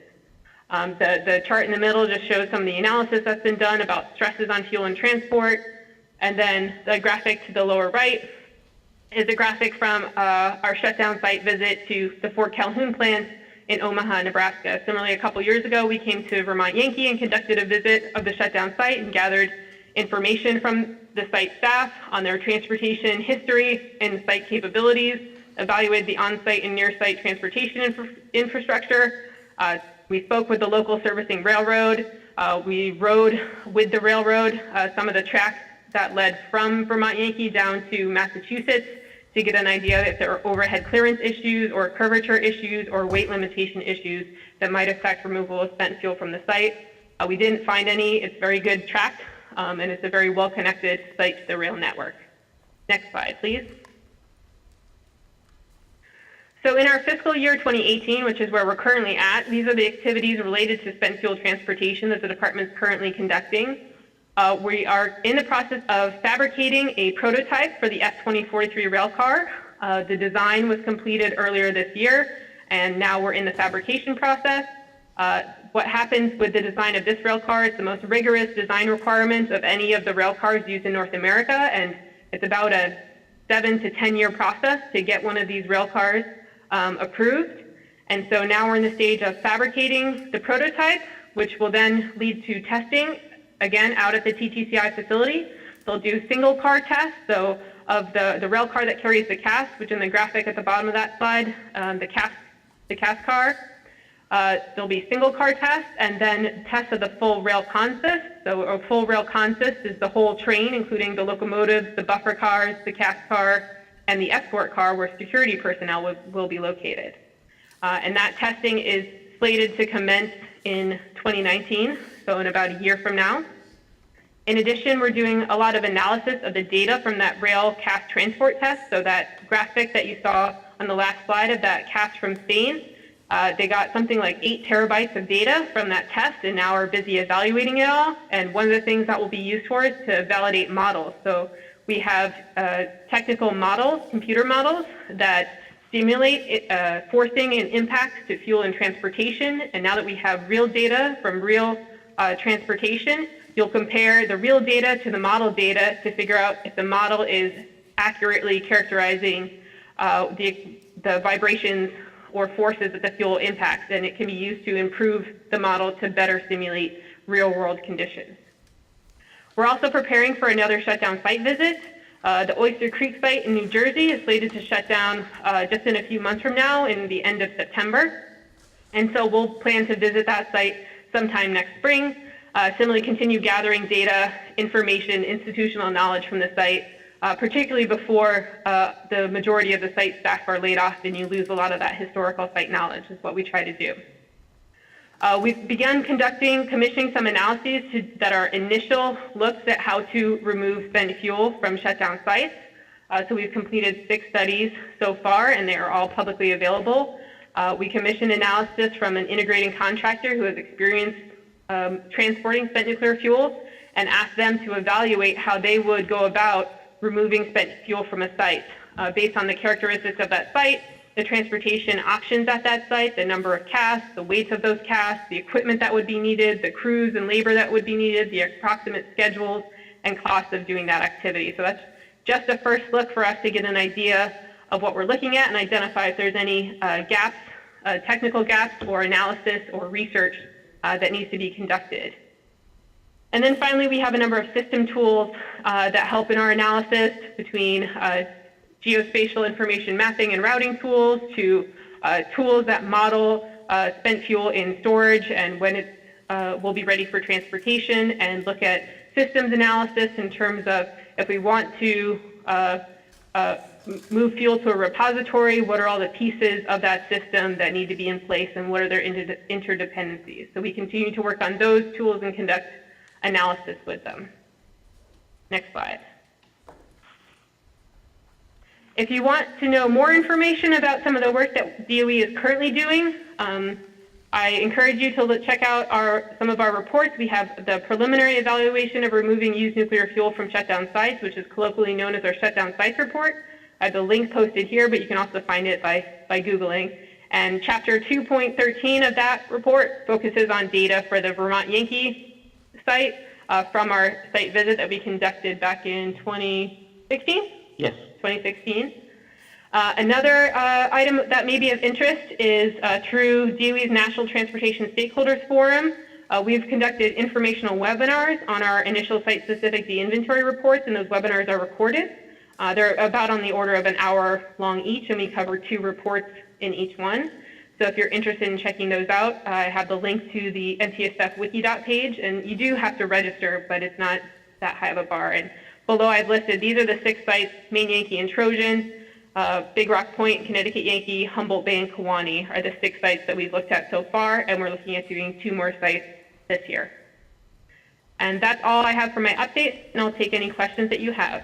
Great, thank you so much, Erica. I want to remind everybody that the slides we just saw are going to be on the NDCAP website, which is on the Public Service Department website. I want to open questions to the panel, and what I would ask is that we don't have a lot of time, so if you have a question, if you can keep it short, and if you have a series of questions, maybe pick out the 1 or 2 that you think are the most important. And also remember to identify yourself so Erica and Steve will know who is talking to them. And Chris.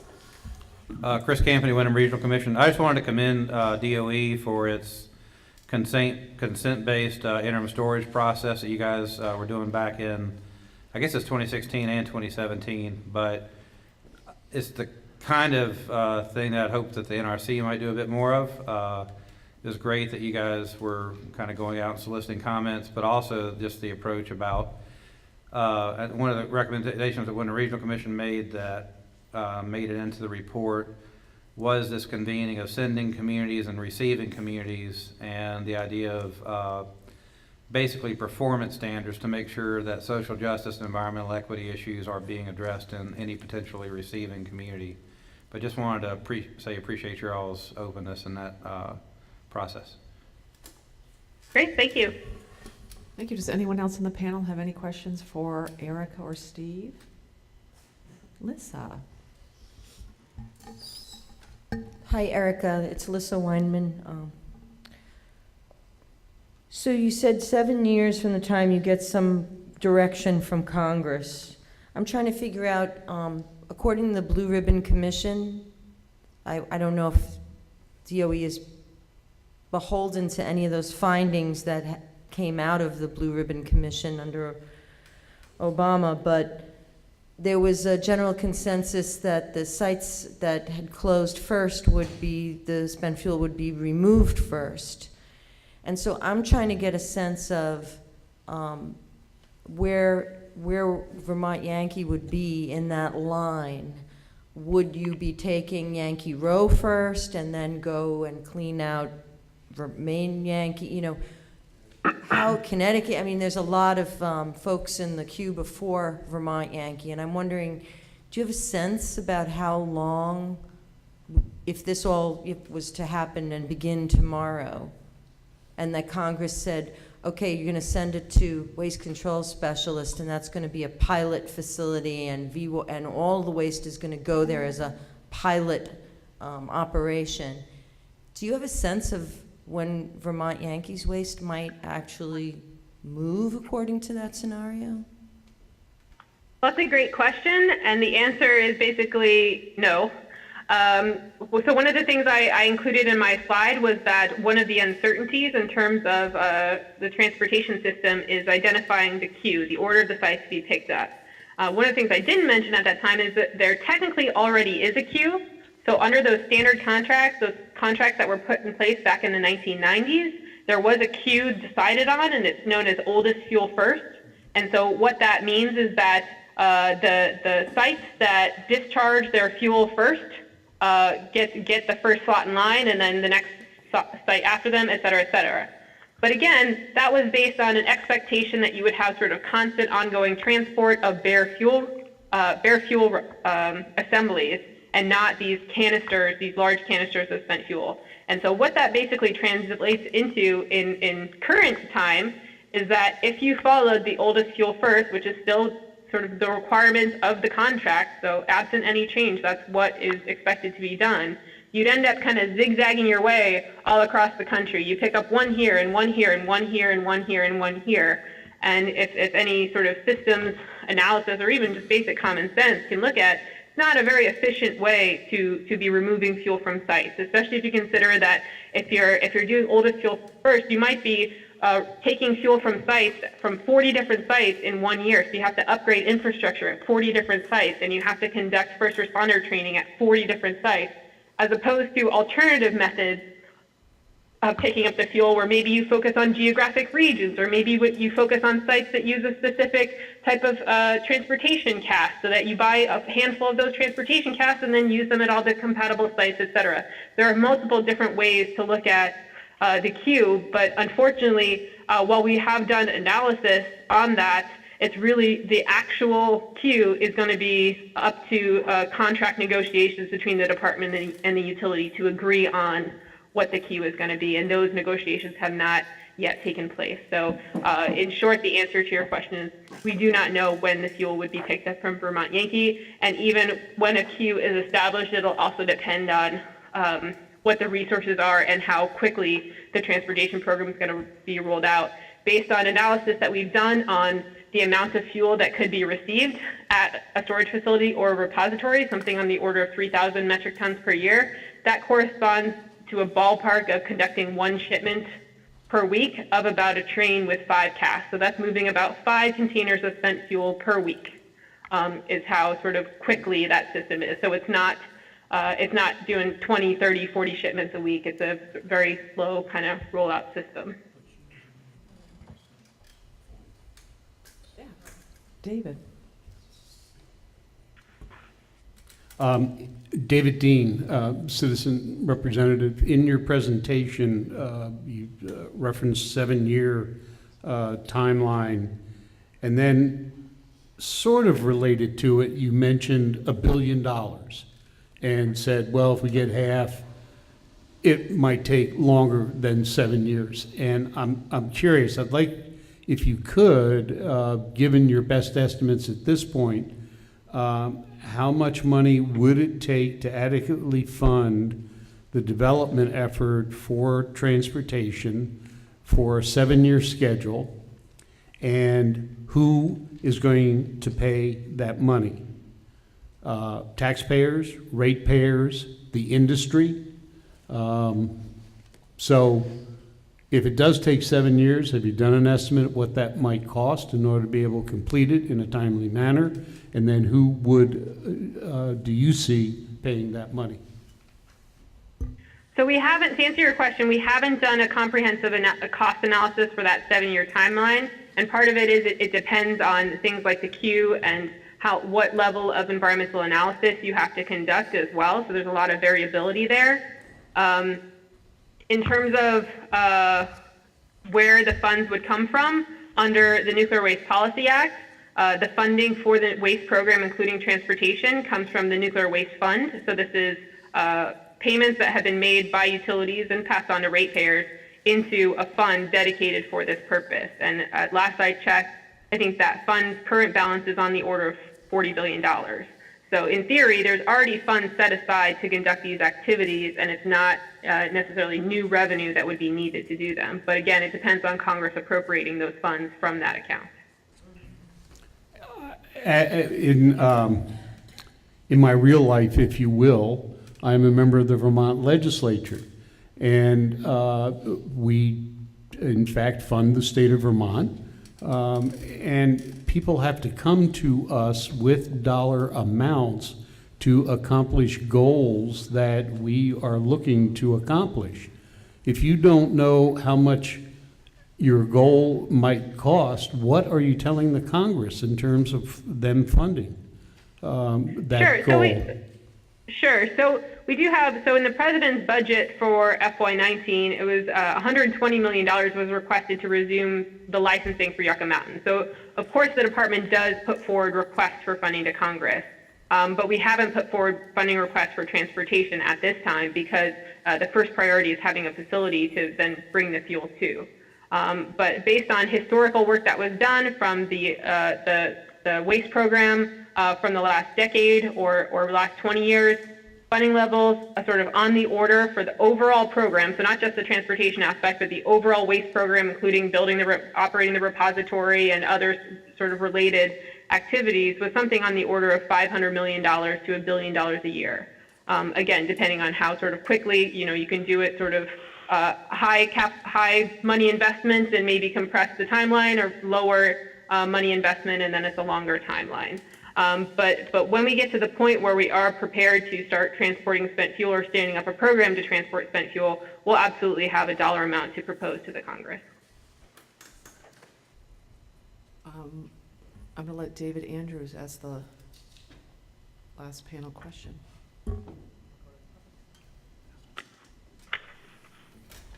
Good evening, David Andrews. I'm a little confused by all the numbers. I'm looking at a report in front of me that was prepared for the U.S. Department of Energy Nuclear Fuel Storage and Transportation Planning Project between Oak Ridge National Labs and Argonne National Labs. It states in it, the U.S. Department of Energy domestic and foreign fuel return programs completed shipments from 39 countries to return U.S. origin spent nuclear fuel to either the Savannah River National Laboratories or the Idaho National Laboratories, and it lists all these 39 countries. It also talks about from 1964 to 2010, some 4,300 cash shipments containing greater than 5,900 metric tons heavy metal. So obviously the Department of Energy has a lot of spent fuel shipments that have been going on for many decades. Can you speak at all to what kind of environmental studies have been performed for those shipments and what those costs are and where those funds have been coming from and what makes the program you're speaking of now apparently so drastically different from these past shipments?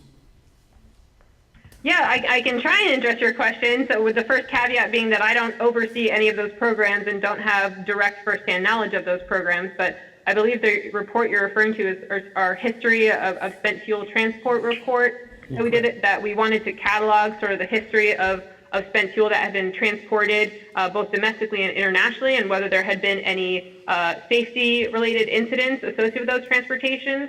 And the gist is that no, there's been transport of spent nuclear fuel for over 70 years, and there has been no incidents that resulted in harm to human health as a result of the radioactivity. There have, of course, been traffic accidents and injuries associated with that, but nothing related to the radioactivity of the material. There are a number of radioactive material shipping programs that the Department of Energy conducts.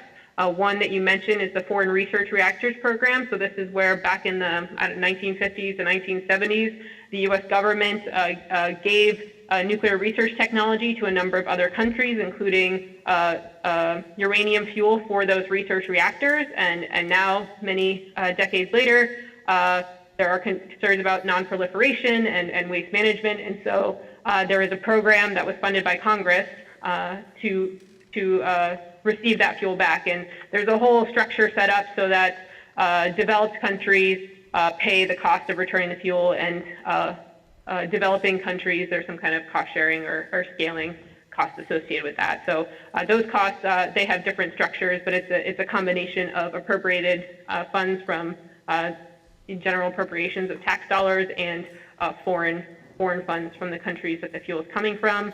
In terms of other shipments, there have been commercial shipments that have been conducted by utilities between their sites, and of course those shipments are funded by the utilities themselves. There are research reactor shipments that happen in the U.S. So we have a number of university research reactors, and all that fuel is owned by the Department of Energy and is transported by the Department of Energy to a storage facility. And the funding for that comes through the research reactor program. And I don't know exactly the source of those funds. It may be a combination of congressional appropriations, or the universities that house the research reactors might fund them, or a combination therein. And so the difference there is that with the commercial nuclear waste program, what we're talking about is a much larger scale. So with foreign research reactors, it's a program that I believe right now is authorized to occur through 2019, and they're more or less one-off and two-off type shipments with some exceptions. Whereas what we're looking at in terms of the commercial spent fuel program, right now we have forecasted that the total quantity of spent nuclear fuel that we'll be dealing with, based on assumptions about how long reactors operate and produce spent fuel, is 148,000 metric tons of spent nuclear fuel. And so it's just a much larger volume of material than we have seen in other shipping campaigns. For comparison, the U.S. Navy Naval Nuclear Propulsion Program has been shipping spent nuclear fuel. They have nuclear-fueled submarines and aircraft carriers. They ship spent nuclear fuel and have been doing it since the 1950s, but they ship on the order of, maybe between 1 and 7 shipments per year, versus what I talked about in my presentation or in my responses to questions is for a fully operating commercial spent fuel program to a repository or storage facility, we would be looking at something more like a frequency of 300 shipments a year, or a shipment on the order of every week or so. Does that answer your question? It does, thank you. Sure. Now what I'd like to do is ask anyone from the public if you have any questions for Erica or Steve. And what I would ask again, just like I asked the panel, if you could pick your one favorite question or keep it short so we can make sure we have enough time. And please say who you are, Clay. Hi, this is Clay Turnbull. I'm a resident of Townsend, and I'm with New England Coalition on Nuclear Pollution as a trustee and staff member. Thank you for an excellent presentation. Could you clarify for me, under the standard contract, it was assumed that we would be shipping individual fuel rods or individual fuel assemblies with 100 or 60, 80, or 100 fuel rods in a bundle, as opposed to the canisters that we have today at Vermont Yankee, which have 68 fuel assemblies. Yes, that's correct. The assumption was that you'd be moving bare fuel, so that's something like single fuel assemblies. And they'd go, no? No. Oh, sorry. He's going to come in and clarify. Okay, the assumption that was back in the day is that we would be shipping a combination of rail and truck casks containing bare spent fuel. There was no assumption about the fuel being in cans. And so a typical truck cask would hold somewhere between 4 and 9 assemblies. In the earlier years, spent fuel casks holding either 1 or 2 assemblies were part of the fleet. Train casks, we had assemblies counts of, in the range of 8, 10, 12 for TWR spent fuel assemblies. Now we're up to systems with cans that hold up to 37 assemblies. So it really is a fundamental difference in what the shipping would look like from casks that in the train case weighed on the order of perhaps 70 or so tons. Now we're looking at spent fuel casks that would weigh on the order of 200 tons. Great, thank you, Steve. Thank you. So we're looking at shipping much larger, much heavier casks today than originally. You spoke Absolutely, about, yes. You spoke about the need to for infrastructure upgrades, and you mentioned at individual reactor sites there would be upgrades needed. How about on the national scale? You know, the network of rail across country. Are there concerns about the cask car, the car that you've designed being able to carry casks across our national rails? In general, I'd say no, because of course the cask car is being designed according to the standards of the Association of American Railroads, which is the standard-setting organization for rail cars used in North America.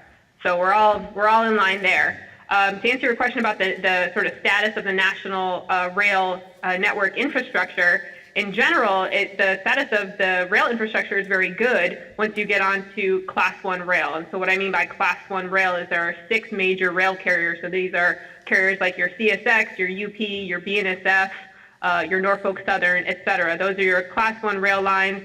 They operate sort of transnationally, very long haul routes, and their infrastructure is generally in very high quality condition because they move a lot of traffic on it, so they keep it in very good condition. What we're more concerned about, and Amtrak actually is a Class 1 rail line too, and the line that runs near Vermont Yankee is a Amtrak route, and so it's in also very good condition. What we are concerned about is some of the sites that we visited that are on non-Class 1 rail lines, so they're on Class 2 or Class 3, so local or regional railroads, and in some cases that may only see one shipment a month of something, or have maybe not been used for a number of years, that we might be looking at reestablishing infrastructure. But in general, sort of those situations are more in the order you'd have a couple of miles of track that you might be looking at refurbishing, give or take, rather than sort of a national, like, you know, not anything on the order of 3,000 miles, because once you connect to a Class 1 rail line, so in the case of Vermont Yankee, you can connect to Class 1 rail and CSX in Western Massachusetts. You're operating on very good quality track. Just to be clear, you answered that I understand all that. Okay, good. Just to be clear, once casks leave Vermont Yankee, they're not going to get to a series of either bridges or tunnels or other things that need to be, all those tunnels need to be taller. Those bridges need to be increased in their capacity. It's a clear shot. Once we upgrade the local spur here in Vermont, it's a clear shot to Texas. Is that a pretty safe assumption? Well, I can't promise you it's a clear shot to Texas, but I can tell you in general how things work in sort of the world of rail transport. And in the world of rail transport, when you solicit transportation services from a railroad, what you have to provide them is detailed data on what you'll be transporting on their network. So, you know, how many rail cars, what the length, what the weight per axle is, what the maximum width and height, and all that kind of information. And they have systems analysis that they do to evaluate. It's called a route clearance. So they look at what you're proposing to move on their network, and then they compare that with what their network can accommodate in terms of size and weight and curvature and things like that, and then identify a route that the conveyance will clear. So it's not the case that you start chugging down the road and we hit something and we can't keep going and we got to go back. You'll know that well in advance. That's how you identify the route. Is you do a route clearance, and there's also a security and safety evaluation. So you'll have your route identified and fully analyzed for the shipment that you're conducting in advance. In your analysis Hey, Clay, can I just interrupt for 1 second? We have 3 more minutes of public questions, so I just want to put that into context. So this is going to be your last question. This will be my last question. In your analysis of the is it part of your analysis to look at the transportation network? And in the analysis that you have, or in your awareness, are the bottlenecks, I'm trying to ask, do you see bottlenecks? Are you aware of bottlenecks once the waste leaves Vermont?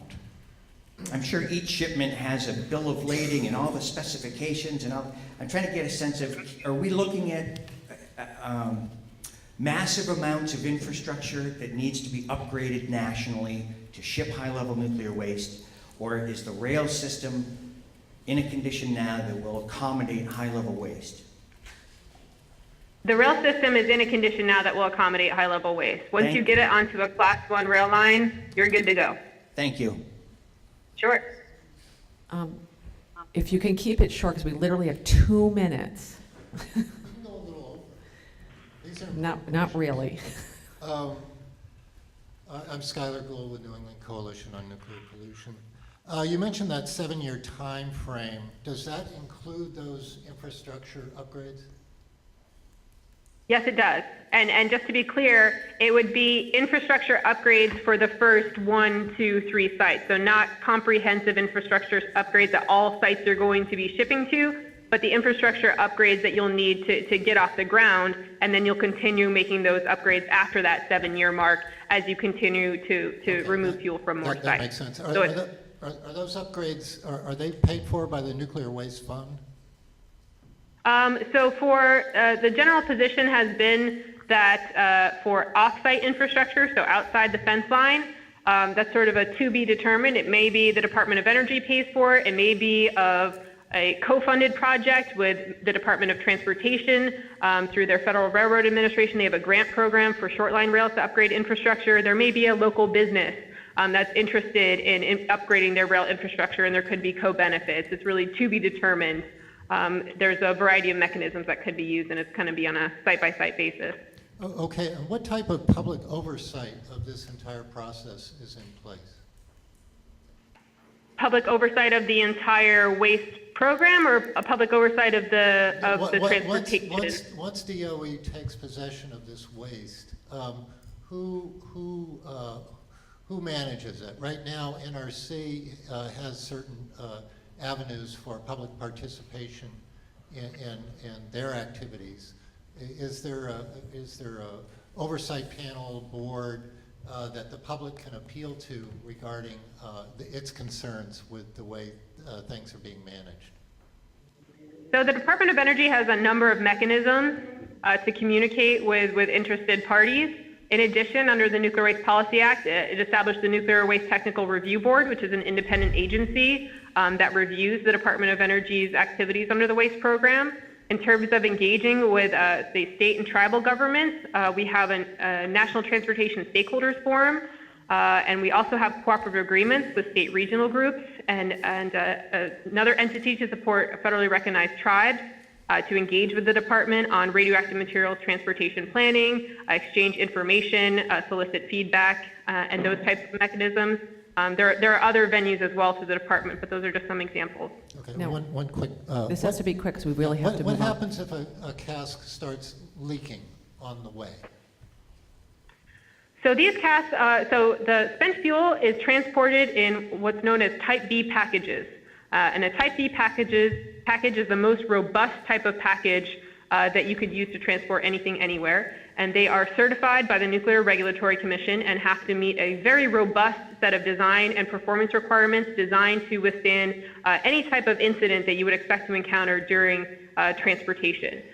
So there has never been a leak or a breach of a Type B package ever in 70 plus years of history of transportation.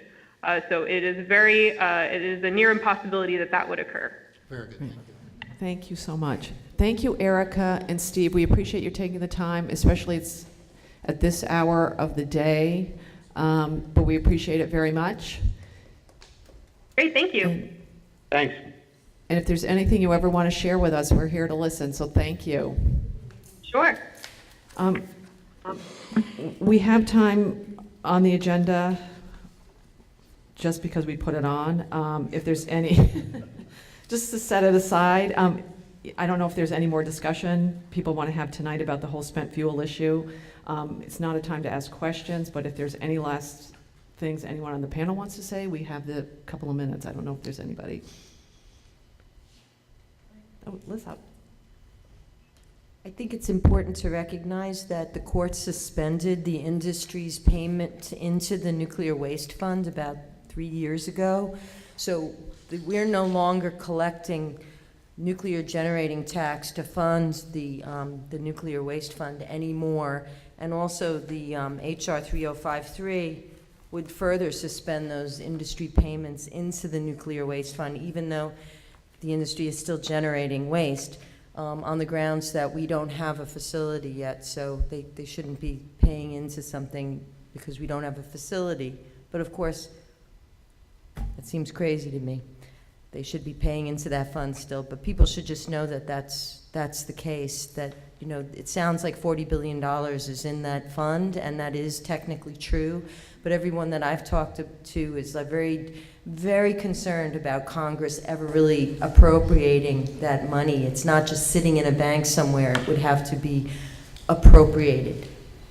So it's a little more complicated than it sounds. Thanks. Anybody else on the panel have any last comments before we move on to our next subject? Great. Thank you. And now we're totally out of order, so it's going to be weird to hear Joe in the end of a meeting as opposed to the beginning, but he's going to give us just a rapid fire update. Thanks, Kate. If we can just move ahead a couple of slides. Just wanted to bring you up to date on the decommissioning progress. So currently we have now loaded 52 out of the 58 casks that we plan to load to complete all fuel from the spent fuel pool to dry cask storage. Out of those 52, 51 are on the pad. The last one was going to be moving today, but based on weather, we've put that off for a day. Cask number 53 is being loaded. And again, our target is to have all fuel transferred by the end of the year. However, with the current schedule, we're hoping that can be done by the end of September. Coincident with that, we have been constructing the new ISFAC protected area. This is the property around the two pads. Will include a new security building called the Central Alarm Station. I've been kind of giving you progress going all along. That project is on schedule and on budget. We still need some approvals from the Nuclear Regulatory Commission. We expect those in the near term. One is a change to our physical security plan. Also, we have a license amendment request for the final changes to our emergency plan. And again, the target for that is to have that all complete by the end of this year to either support transition with North Star or to transition the project to SafeStore. Next couple slides are just some photographs, recent photographs of both the pad as well as progress on our new perimeter around the pad.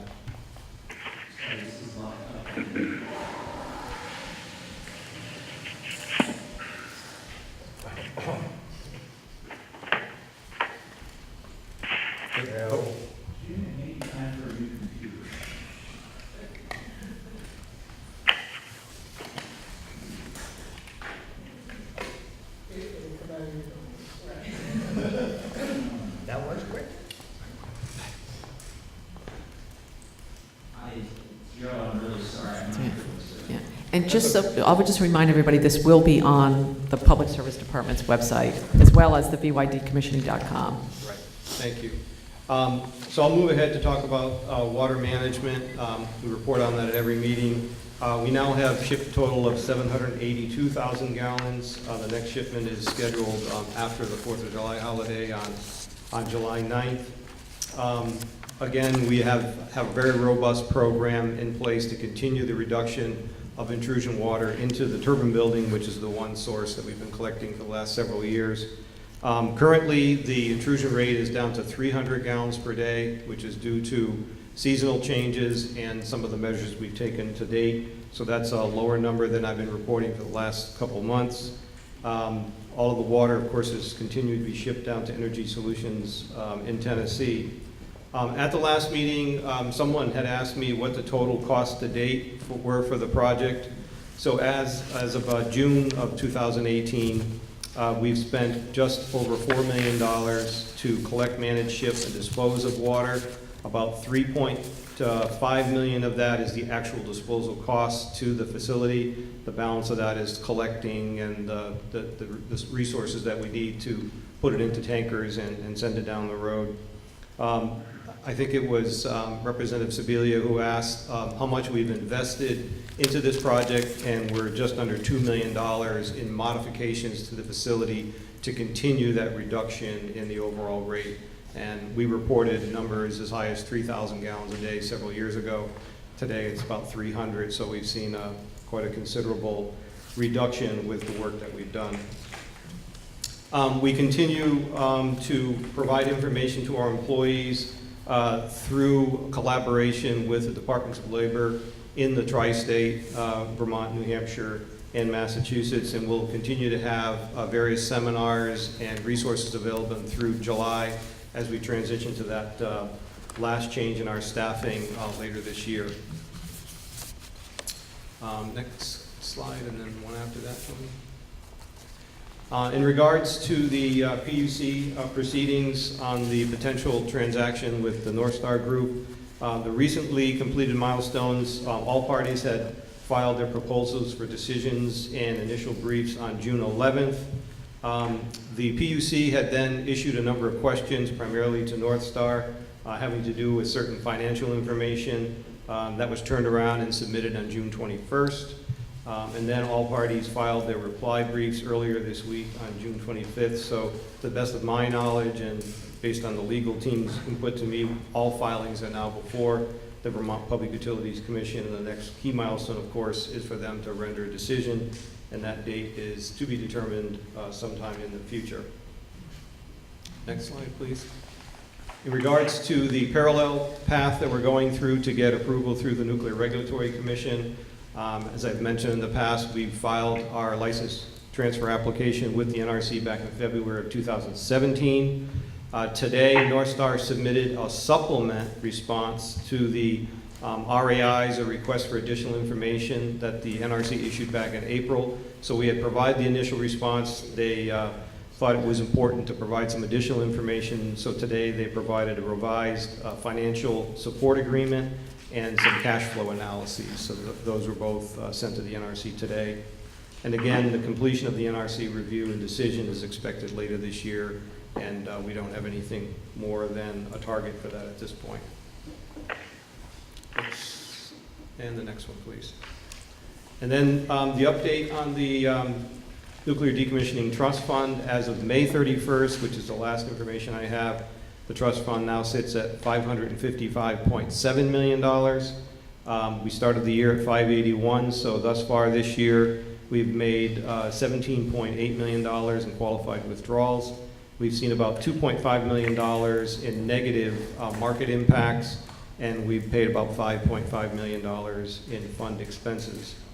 The second fund or trust that we monitor, of course, is the Site Restoration Trust. It's currently at $31.6 million. As you recall, Entergy funded that for a total of $25 million, the last payment at the end of 2017.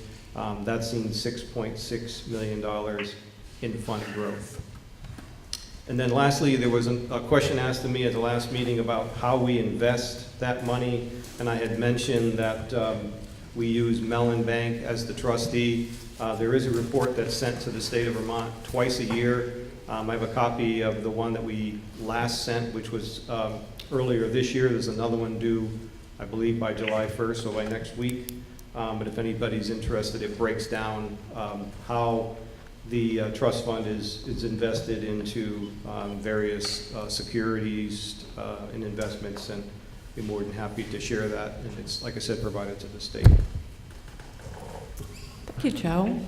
I'm going to ask the commissioner, put her on the spot to see if there's anything the state wants to add. There's nothing for the state to add. Does anyone have any questions for either Joe or Commissioner Tierney on the panel? Oh, Laura.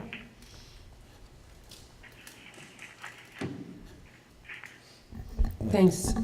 A question for Joe.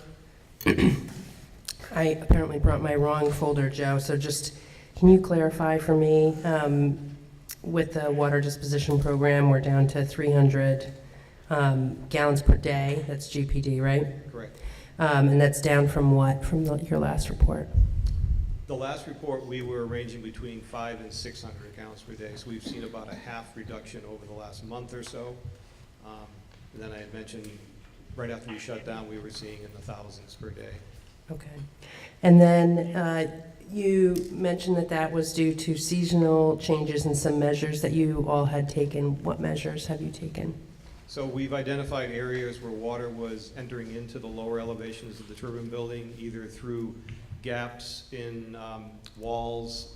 We have a number of sumps that go into the ground that are designed to collect water. We were finding that water was finding its way through some cracks and crevices. So we've drained those, sealed them up, and we continue to look for opportunities to continue to try to make all of that area as robust and as sealed as possible. So that's most of the efforts that we've taken since inception. And then my final question, when we're looking at, I noted here, the current rate, 300 gallons per day, was measured over the past week. How often is that measured in general? I think it's about weekly. I'll ask either Corey or Mike to correct me, but what we do is we collect a certain amount of money, water, and then we It's a nice equation you've got going on there. Yes, too much money out tonight. And then we measure it based on how much we pumped over that period of time, but I think it's weekly, roughly. I can confirm that it is measured weekly. Okay, and so I think, I just want to make sure I'm clear. You're collecting it and measuring how much you have, right, on a week, once a week. So you're collecting it now? That's correct. Okay, okay, great, thank you very much.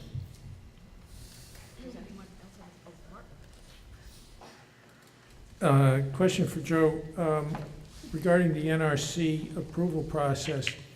One of the questions that kicks around in Vernon is how much of that site might eventually be released for the so-called unrestricted uses outside of whatever area will still be a secure area with the ISFAC and so forth. And I'm wondering if that is part of what's going to be determined now by the NRC, or whether that's something that's pushed off to be decided, sometime towards the end of the decommissioning process. It would be something that would be pushed off after the majority of the decommissioning is done, and then whomever is doing the decommissioning, whether it's North Star or if we self-perform, we would develop what is known as a license termination plan, and then we would go through and ensure that we meet either the federal or state requirements for radiological cleanup, and that would make that site then available for potential reuse. Okay, thank you.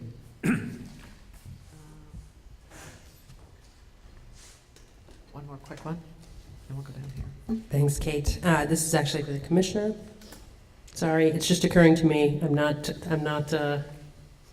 setting you up for this. One of the questions actually that I'm interested in, and I don't know, I'm not sure who the correct person to ask is. I'm wondering if, as part of the process, the sale process, if any agreements that are made to assist the town of Vernon, if this commission can be briefed on that prior to the sale. Of course, this commission can be briefed on anything related to this. This commission, in fact, has been briefed on those agreements, and I'm happy to. I'm sorry. All right, command voice. Of course, this commission can be briefed on any agreement touching on the town of Vernon related to the sale, and of course that can happen before we get a PUC order. And this commission, in fact, has been briefed in the past So it may be useful for the new members to receive that information offline. If there are current agreements that have been made that have been publicly shared, then I take that back. But if there are not current agreements that have been made, if there are current agreements that have not been publicly shared, that was really more along my question. So. Yeah, I'm hearing muttering on the panel, and No, and I want to be very Dean's clear made it that I clear, too. speak to anything that is officially in the docket. And to the extent that there is anything between North Star and the town that is separate and apart from the docket, I can certainly make inquiry, but I think it would be wiser to address those queries to North Star and the town. That's exactly the information that I was looking And for. Joe, I don't know who exactly at North Star would be a good point of contact for Representative Sevilla, but it seems to me advisable that we come up with a name for her to contact. Yeah, I'll pass that on to our contacts and make sure there's a name available. Thank you. And I see a fellow panel member. I can tell you that that agreement itself is posted on the unofficial website of the town of Vernon. Thanks. Fantastic. And so, my questions, I'm just going to Yes. continue. Has this panel had a presentation on that agreement? I'll have to defer to other panel members. My memory is that the transaction was thoroughly briefed to the panel, but I don't know that others would share that perception. We did have members of the Vernon Planning Commission come in, and I believe that we went through that, and I'm sure that. Great. Oh, I'm hearing some doubt, but. Yeah. No, we did, and I know, well, Martin was part of it. And they're Yeah. ongoing. Yeah. I would And also point out that all of those briefings would have been video recorded. Yeah. And those recordings are available on our website. Right. And Chris has just helped me along with this and saying, and those are ongoing, which again is my point. Aren't they, Martin? I think we have an obligation to make sure that we understand what is happening to the community. We're hearing they're signed, sealed, delivered, that they're not ongoing. Okay. Great. And that makes some sense because the transaction is tied up and is now before the PUC, appreciating that there are side agreements that are not necessarily being subjected to PUC review. So at this point, folks have baked their positions in. But it sounds to me like it really would be helpful for you to get a briefing offline about these things. Well, I certainly know how to do that. Okay. Yeah, quick one, that'd be great. Joe, I had asked last time, maybe you know now, so it looks like a total of $6 million has been spent on the water mitigation. Is that coming out of the decommissioning trust fund? I believe it is, yes. Okay. And then just regarding Martin's question, just a point of clarification. I don't really understand what you asked, I guess, because my understanding is that the NRC has to determine what the available acreage or guidelines are going to be for the property that could be reused or redeveloped while the spent fuel is still on site. That's NRC's job to determine those boundary lines of, while that fuel is still there, this is how much property would actually be available for redevelopment or reuse while the spent fuel is sitting there. Is that what you asked, or? Yeah, I was asking when that would be determined. But my understanding is that that is determined by the NRC, not after the sale.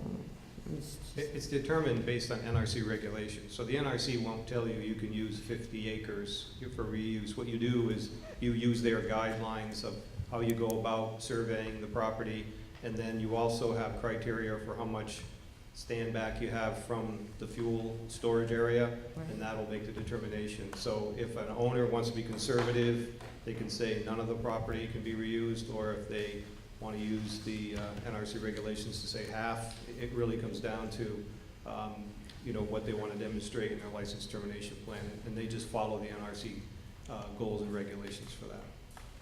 So then we don't really know how much is going to be available for reuse at this point in time? Like if there's a prospective buyer or redeveloper for the site once the decommissioning is done, but the fuel's still sitting there? Do we have a sense of how much? I can tell you, Entergy does not. I don't know if North Star has thought about that as part of their overall plan, but you know, that's usually a little further along with the project before you start making determinations out of the 125 acres, how much might be available for reuse. Many of the plants that are completely decommissioned, that just have fuel, have made very little property available, just to be conservative. Others have let certain, Maine Yankee made quite a bit of their property available for, I believe, conservation. Okay, thanks. Does anyone in the I'm sorry, Corey. That's okay. I just had one clarification to help with Joe's description. It has to do with the water management component. When he was describing the sumps that exist in the turbine building, they are cast into the foundation of the bottom of the turbine building. He used the term that they're in the ground. In the past, you know, discussing buried pipes and things in the construction of the facility led to some significant lack of trust and transparency. They aren't just drilled into the earth. Right? They're actually a component of the bottom of the turbine building. But the cold joints and the leakage, some of it are near those sumps. That's what Joe is describing. Thank you. Does anyone in the public have any questions for Joe or anyone from the state? All right, seeing none, we're going to move on to our next hopefully quick discussion on the panel activities moving forward. And before we really get into that, I got all the press that I was leaving, but I want to make sure that if there's anyone else on the panel would like to say anything this evening. Martin? Yes, I'm sorry, I haven't mentioned this before, but really in the last month, I've come to the decision that I need to resign, and I have resigned from this panel. I've sent my resignation to the governor effective August 30th, so this would be my last meeting, assuming that we do not meet in July and August. It's basically a personal decision. I'm a new grandfather and some other personal things, but I'm also I'm very much involved in some activities in Vernon, which you may have heard of, where we're trying to essentially start a new village center in Vernon, where there never has been one before, and that's going to take more of my time going forward, and I think that's where I can best focus my my energy right now. So thank you. This is it.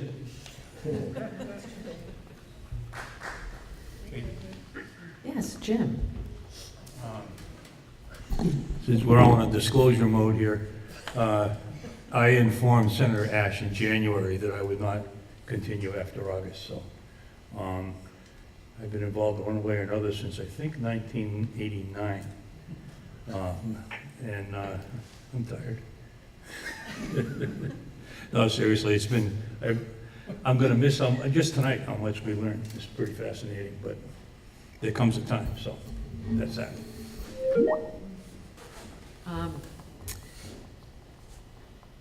So just a brief update, because at the last meeting, we had a committee that was going to get together and sort of talk about moving forward. We did not meet, and that was because I wanted an opportunity to talk to Commissioner Tierney from the chair's perspective, because we were talking about what the logistics are. We had a really good conversation. I feel like we're making progress on figuring out where the logistics are concerned. I have promised her that I will put together sort of an exit memo on what, as the chairperson, what has worked, what has not worked, some suggestions that will sort of help everybody. I'm hopeful. And Commissioner Tierney can either agree with what I just said or disagree, but, and I think what the plan is, and this is sort of a work in progress, that group, if you can remember who you were, but we have you in the minutes, so we know who you were, and anybody else, and anybody else who was either volunteered or was volunteered, will get together, over July and August, and really more discuss what the mission of the panel should be, not the logistics, because I think that's going to be all worked out. And again, Martin's done at the end of August, I'm done at the end of August, and Jim is done at the end of August. Some of us have absolutely no idea. Oh, and David, but you're not the end of August. David's at the end of September. So that'll factor into it. We will hopefully have replacements in place by the next meeting, which at this point would be in September.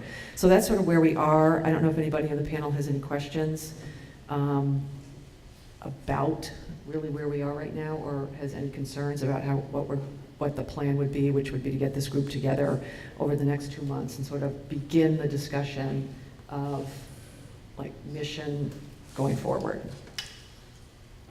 Laura. So just a process question. In terms of convening the September meeting, how will that happen? Who will be responsible for doing that? Well, So I was not at all bashful last meeting about pointing out that statutorily, it is the Commissioner of the Department of Public Service who serves as the interim chair until a citizen appointment election has been made by the panel. So until such time as we have a successor chair for Ms. O'Connor, I will be taking charge of these meetings. And I expect that we'll have one at our regularly scheduled date on September 28 or thereabouts. And at that time, I'm hopeful that we will be discussing the product of Kate's deliberations in her exit memo, and whatever what I call the process committee, you're calling the mission issue, the process committee, what they come up with over July and August. I'm hoping that the issues committee, which includes at least one person who's leaving, hi Marty, will perhaps see fit to convene in that time to map out their views as to what possible issues might be going forward for this panel to take up. There's also a natural guide for that, I think, in as far as the PUC one of these days will render a decision as to whether the sale is approved or not. And assuming for a moment that they approve it, that MOU underlying the order would be full of different intervals of reporting and execution that this panel could very constructively monitor. So in any event, those are the things that I would expect to discuss in September is Kate's report out, whatever the process committee comes up with, and then if the issues committee convenes, have a look at what they're thinking. And so we would then start to talk about charting our course going forward, recognizing that the membership is in transition and the chair as well. I would also hope we, if we don't have an election in September, that we certainly hear from anybody who's interested in serving as the citizen chair, not to put him on the spot, but Mr. Chris Campany has indicated an interest in taking up the mantle, so we have at least one candidate. But I certainly wouldn't want to foreclose that anybody else might be inclined to put a hat in the ring. Great, thank you. Yeah. Go ahead, Chris. it's just going to be really important not to go to the bathroom in either the September or October meeting, because you'll be elected to something. And just in case any of them are watching, which I don't know, it was likely, I would bring my willingness to serve to the Wyndham Regional Commission Executive Board to see if they would also be willing for me to serve in that capacity. So. Does anyone else on the panel have any questions or comments or concerns about moving forward? Sounds good. Now it's time for public comment, and this is the time for people in the public. If you have any last comments that you'd like to make at this meeting, this is the time to do it. What's the ones, the fourth Thursday in September, and we're going to tell you when that is. Yes, that sounds about right. The 27th of September, which is the fourth Thursday. And we'll make sure everybody knows. And it's also, we put it up on the Public Service Department website. So is there anyone in the public that would like to make a comment? Yeah, come on up, Skylar. And remember to tell us who you are so we can have it in the record. Yeah, Skylar Gould, the New England Coalition. I'd just like to acknowledge, I mean, I don't have a clue really of the amount of work that you guys go through. This is a grind, you know, even on a good day, I think.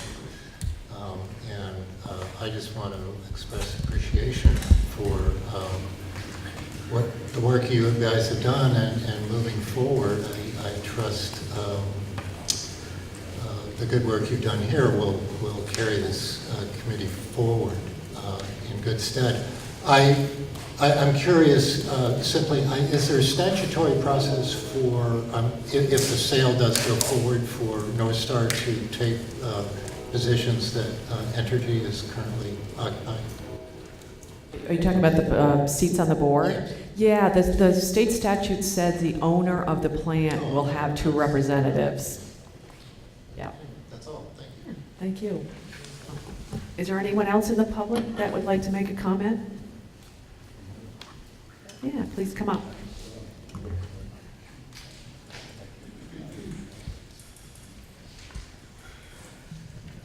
I'm just a Brattleboro resident. And I'm listening, and it's very moving to see democracy at work. So thank you for giving me the chance. I listened and everything kind of came in. It's a little hard when you don't know all the details. It's hard to sort out what people are saying. But the thing that stands out in my mind that I'm glad we had a chance to hear is that the person talking about this waste being transported on the rail system and that Amtrak is in great shape. I just love Amtrak. I take it whenever I can. I think that this country should be dotted with railroads. However, I hear with horror the number of accidents and fatalities that happens to poor Amtrak just about yearly. So that's just, it makes me very anxious over the idea of this toxic stuff being transported by a group of people who are watching over us, saying that the railroad is in great shape. Thank you. Thank you. Any last public comments? All right. So I'm going to speak here for a moment on behalf of Governor Scott and not on my own behalf. I apologize in advance to Marty Langfeld and Jim Matteau and Dave Andrews. I was not aware that you folks would be leaving August 30. Had I known that, I would have approached the governor to ask him to call out your dedication and your service to the people of the state of Vermont and your community.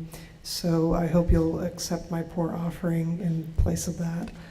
That said, when Kate announced at the last meeting that she would be leaving, I did take the time to brief the governor on the pillar of civic service that Kate has been for us these many years. And what I plan to do now at this late hour is keep her here a little longer.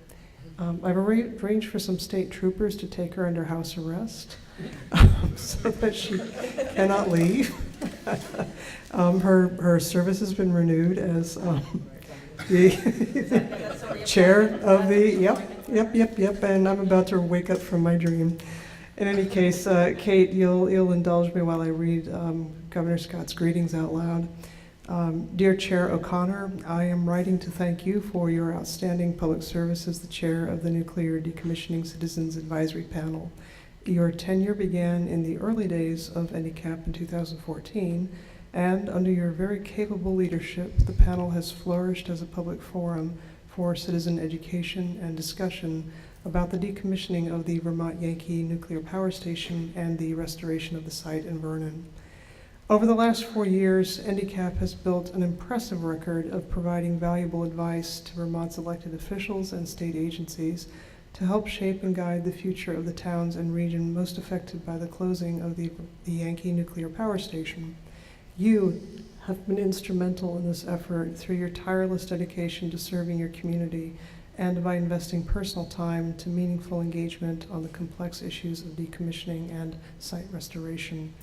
The example you set of effective civic leadership is an inspiration for all Vermonters. I thank you for the gift of your time and devotion and wish you the very best in all of your future endeavors. Sincerely, Phil Scott. Thank you.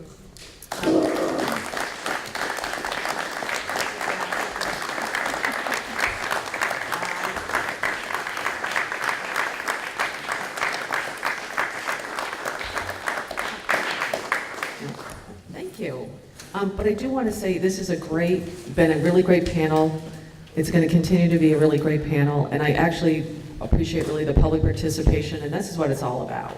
So I'm going to be watching you guys on BCTV at like 2 in the morning, so keep up the good work. I know, but it's fun to do it at 2 in the morning. Would someone like to make a motion to adjourn? I move to adjourn. We have a motion to adjourn. All those in favor, please say aye. Aye. I'm assuming no one's opposed. So come back in September.